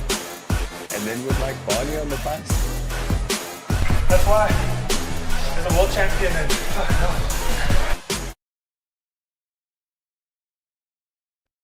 UFC 313 just wrapped up. Interesting. I'm gonna run you guys through the result quick. Let me see if I can pull it all up on screen. Essentially, let's just close some of this. I think it's this one. There we go. Move that to the side. Okay, so first off, Mauricio Rufy spinning heel kick against King or Bobby Green. That was actually Bobby Green's 50th fight. I didn't realize this, but Bobby Green, I thought he still had one more fight until his 50th fight, but it seems like that was the 50th fight. So what a way to lose in your 50th fight, I guess. Let me make this a little bit bigger, actually. Then Amanda Lemos beat Yasmin Lucindo in one of the most boring fights I've ever seen in my life. Zero urgency. I mean, if you're Lemos, you don't need urgency because you're on top, but one of the most boring fights I've actually ever seen. And then Ignacio Bahamondes beating Jalen Turner by submission. That was not, I did not expect that, honestly. I didn't really know what to say, to be honest, on that one. Jalen Turner is super reckless in his attack. I mean, he was going for elbows when there was a triangle attempt on the side where the arm needs to go in, which is really dope. Justin Gaethje, Fiziev. I expected Gaethje to win the one. I honestly didn't think that Fiziev's cardio would be that good. I think Fiziev really surprised me in the amount of damage that he was able to do on Gaethje in that fight. And then, of course, Magomed Ankalaev ended up winning. And again, another surprising method because he stood with Justin Gaethje, He stood with Alex Pereira the entire time, which I didn't expect him to do. I thought he was going for a lot more takedowns. So yeah, it's a little bit of a shocker, honestly, in that fight particularly. Let's see if I can pull up some stats over here. Where are these stats? Yes, I actually can pull up some stats for you guys. Got them over here. All right, so on the stats, total strikes 4 each, 27% of 15, 44% of 9 for Rufy. No takedowns, obviously, no submission attempts. What is Rev? I don't know what that is. 4 significant strikes, 1 knockdown. But Rufy's significant strike was the most significant of the fight. If we go to significant strikes by target, 4 all to the head. Bobby Green had a mixture, obviously. There's not really much to read into the stats here. I mean, what a performance by Rufy. I was not super sold on Rufy, to be honest with you. You guys know what my feeling was. I thought... I thought Rufy was slow and lethargic in the last fight. Everything was telegraphed. He did not telegraph a thing for that, as quick as that was. So really interesting fight and good performance there by Rufy. Going to the boring fight. Honestly, like, the women's division doesn't get much airtime, and they're not doing themselves any favors by having a fight like this. I mean, these are 2 top-ranked competitors. What was their ranking? It was number... I don't even have it over here. It was like number 3 and number 7. And just no urgency. What a snooze fest. I'm sorry to say. Honestly now, like, you guys need to change things in the women's division. Just double checking what's happening here on the stream. Everything good? You guys need to change things, honestly. Lucinda was down 2-0 and did exactly the same thing in the 3rd round. I don't know if she had an injury or if she had a bad weight cut or what, but what was the point of that third round for like the stuff? She had a bit of urgency in the beginning, but like honestly, much of the same. It's nothing, just an boring fight. Total strikes 30 and 40. Takedowns 3-1. No zero submission attempts. 4 significant strikes to 12 in a 3-round fight, guys. Come on. I mean, really now. Like, again, nothing in way of stats to really read home, to read about, write home about. You know, what can I say? Really boring. Really the only boring fight on the main card. Then came a lot of surprises, honestly. Jalen Turner, I thought he could win, even though Bohemandez was the favorite in this and on paper should win. But yeah, if we go over the stats, 11 total strikes for Turner. It's only 2 minutes 29 in the first round. Total strikes for Bohemandez, 17, 74% accuracy, which is really high. 1 submission attempt, which is the submission. 7-10 on the significant strikes. Again, very quick round, so not really much to read in here. But yeah, man, Bohemandez really impressed me. I'm surprised he actually got that, like, on the list of ways to win. A submission was so low down on the ways for him to win. I don't even know what the odds were for that, man. There must have been some crazy odds for you guys that got him to win by submission, even by finish, let alone submission. So good win by Bohemandez. Called for a fight with Benil Dariush. So I think it's a good call out. I think it's a very winnable fight. It's for high profile, and not too much risk in that fight for him, to be honest. So good off his back, good standing up. So let's see. I think that's a good fight for him. Then we had Fiziev Gaethje, which was honestly, man, even though it was a decision, was such an entertaining fight. These dudes just came to strike. The fight overview is not up yet. All of the stats. I wonder if the light heavyweight fight overview is there yet. Okay, at least that's there. It'd be interesting to see what the significant strikes were. There we go. It's up. Okay, sweet. Total strikes 98, 91. Takedowns 0-2. That was really interesting. The fact that Fiziev got those 2 early takedowns. And he timed it really well. You know, he went for a shot with the overhand right while sweeping the leg, which was really interesting. I didn't expect him to go for the takedowns. I thought maybe Justin Gaethje would go for some takedowns, but yeah, Fiziev definitely surprised me there. I think, you know, that's where he won that first round for sure. Close second round, honestly. Not second round, sorry. The third round was close. The second round, Gaethje got him, dropped him. Anything but close, actually. I thought, you know, with the way that judging is, like some weird judging, there might be 10-8 in there from one of the judges just because people score really weirdly.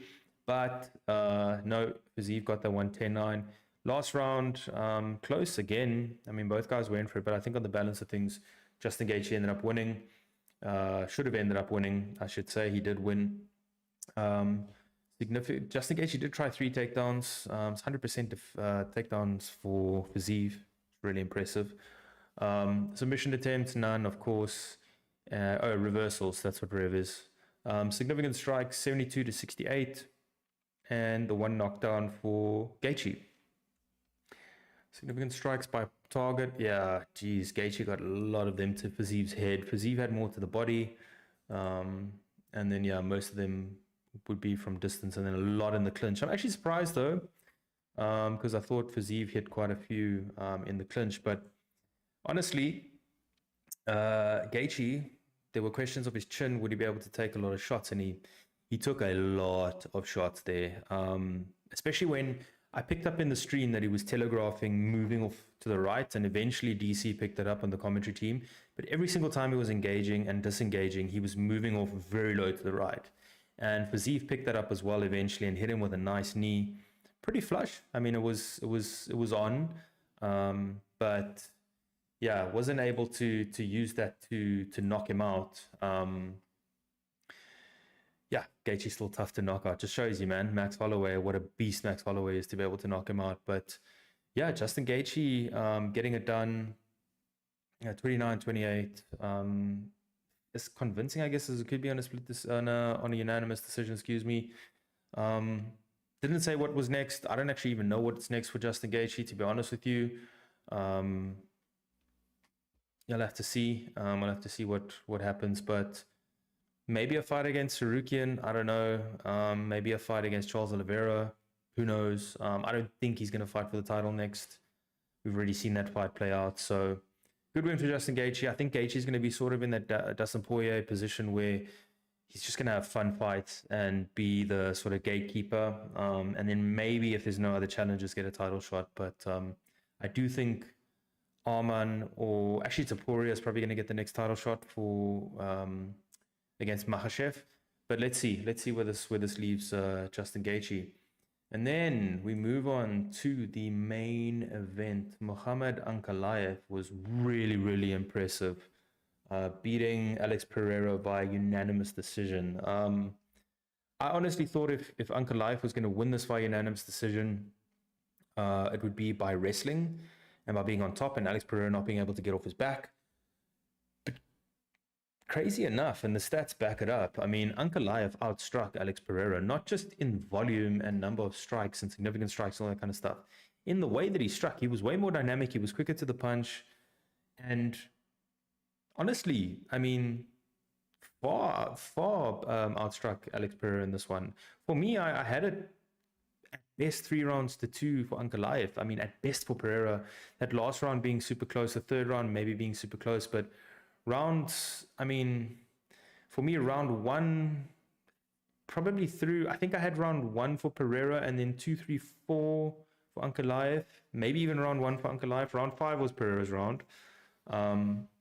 But no, I mean, I was shocked. And Pereira, I think, got tired from the times that Ankalaev put him up against the cage. I mean, he put him up against the cage at good times. Mixed up everything, kept Alex Pereira guessing. You know, Pereira could never get set, never get comfortable. He did do damage to Ankalaev's front leg, but Ankalaev just kept coming, looking for that corked up left down the pipe. Really stuck to a good game plan. And deservedly wins the title. No one can have any complaints of this. And the stats back it up. I don't really care too much about stats, but sometimes they can back up an argument. I don't really be like, oh, he got more significant strikes, so he should win. You just judge it on the balance of things and what you see in the fight.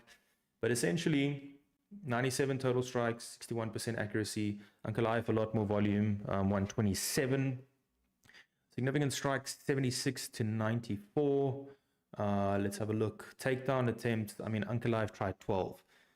Pereira tried 1, actually. That was actually very, very surprising as well. So I think both fighters surprised me.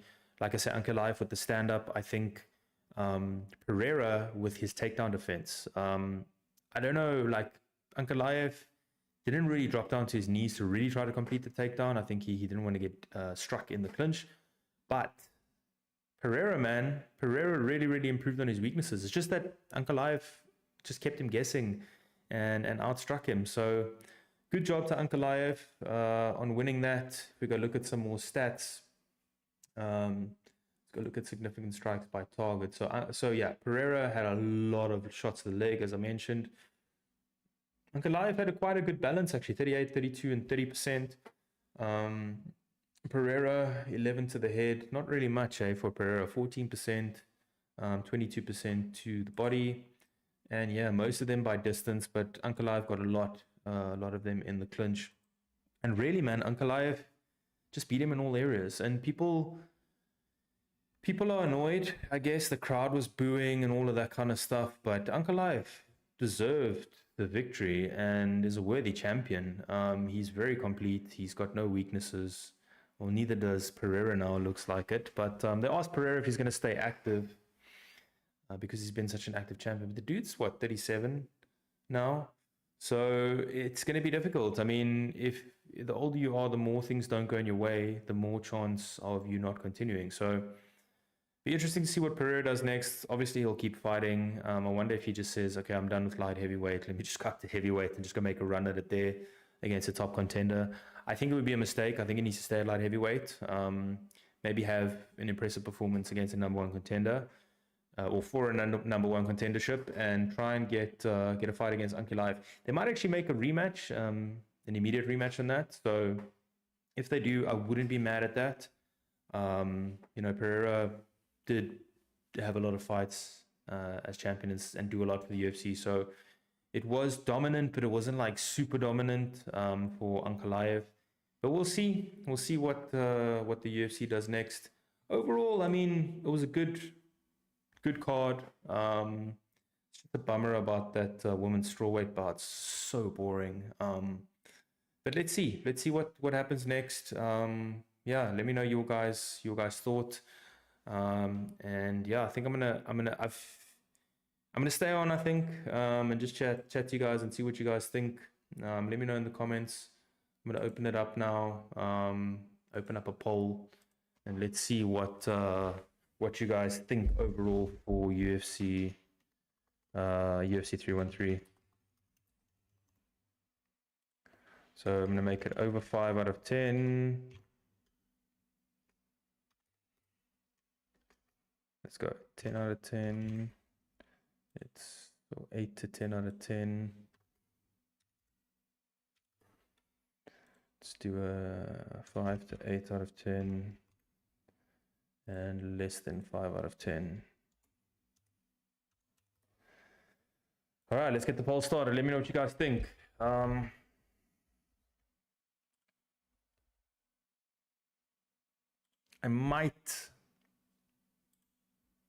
might just call it and leave that poll up there.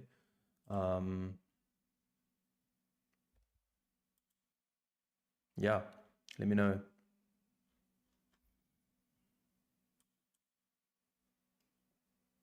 Let's go see if we can find some immediate reactions to UFC 313.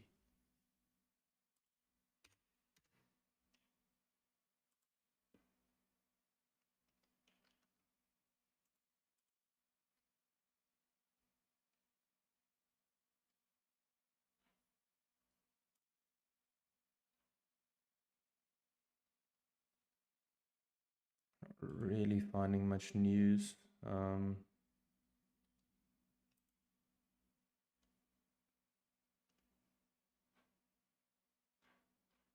Right, guys, I think I'm actually going to call it there. I was hoping to find some news, but I don't really see much news over there. I'm going to leave the poll up for you guys. Let me know what you guys think, and I will see you guys for the next one. Cheers, everybody.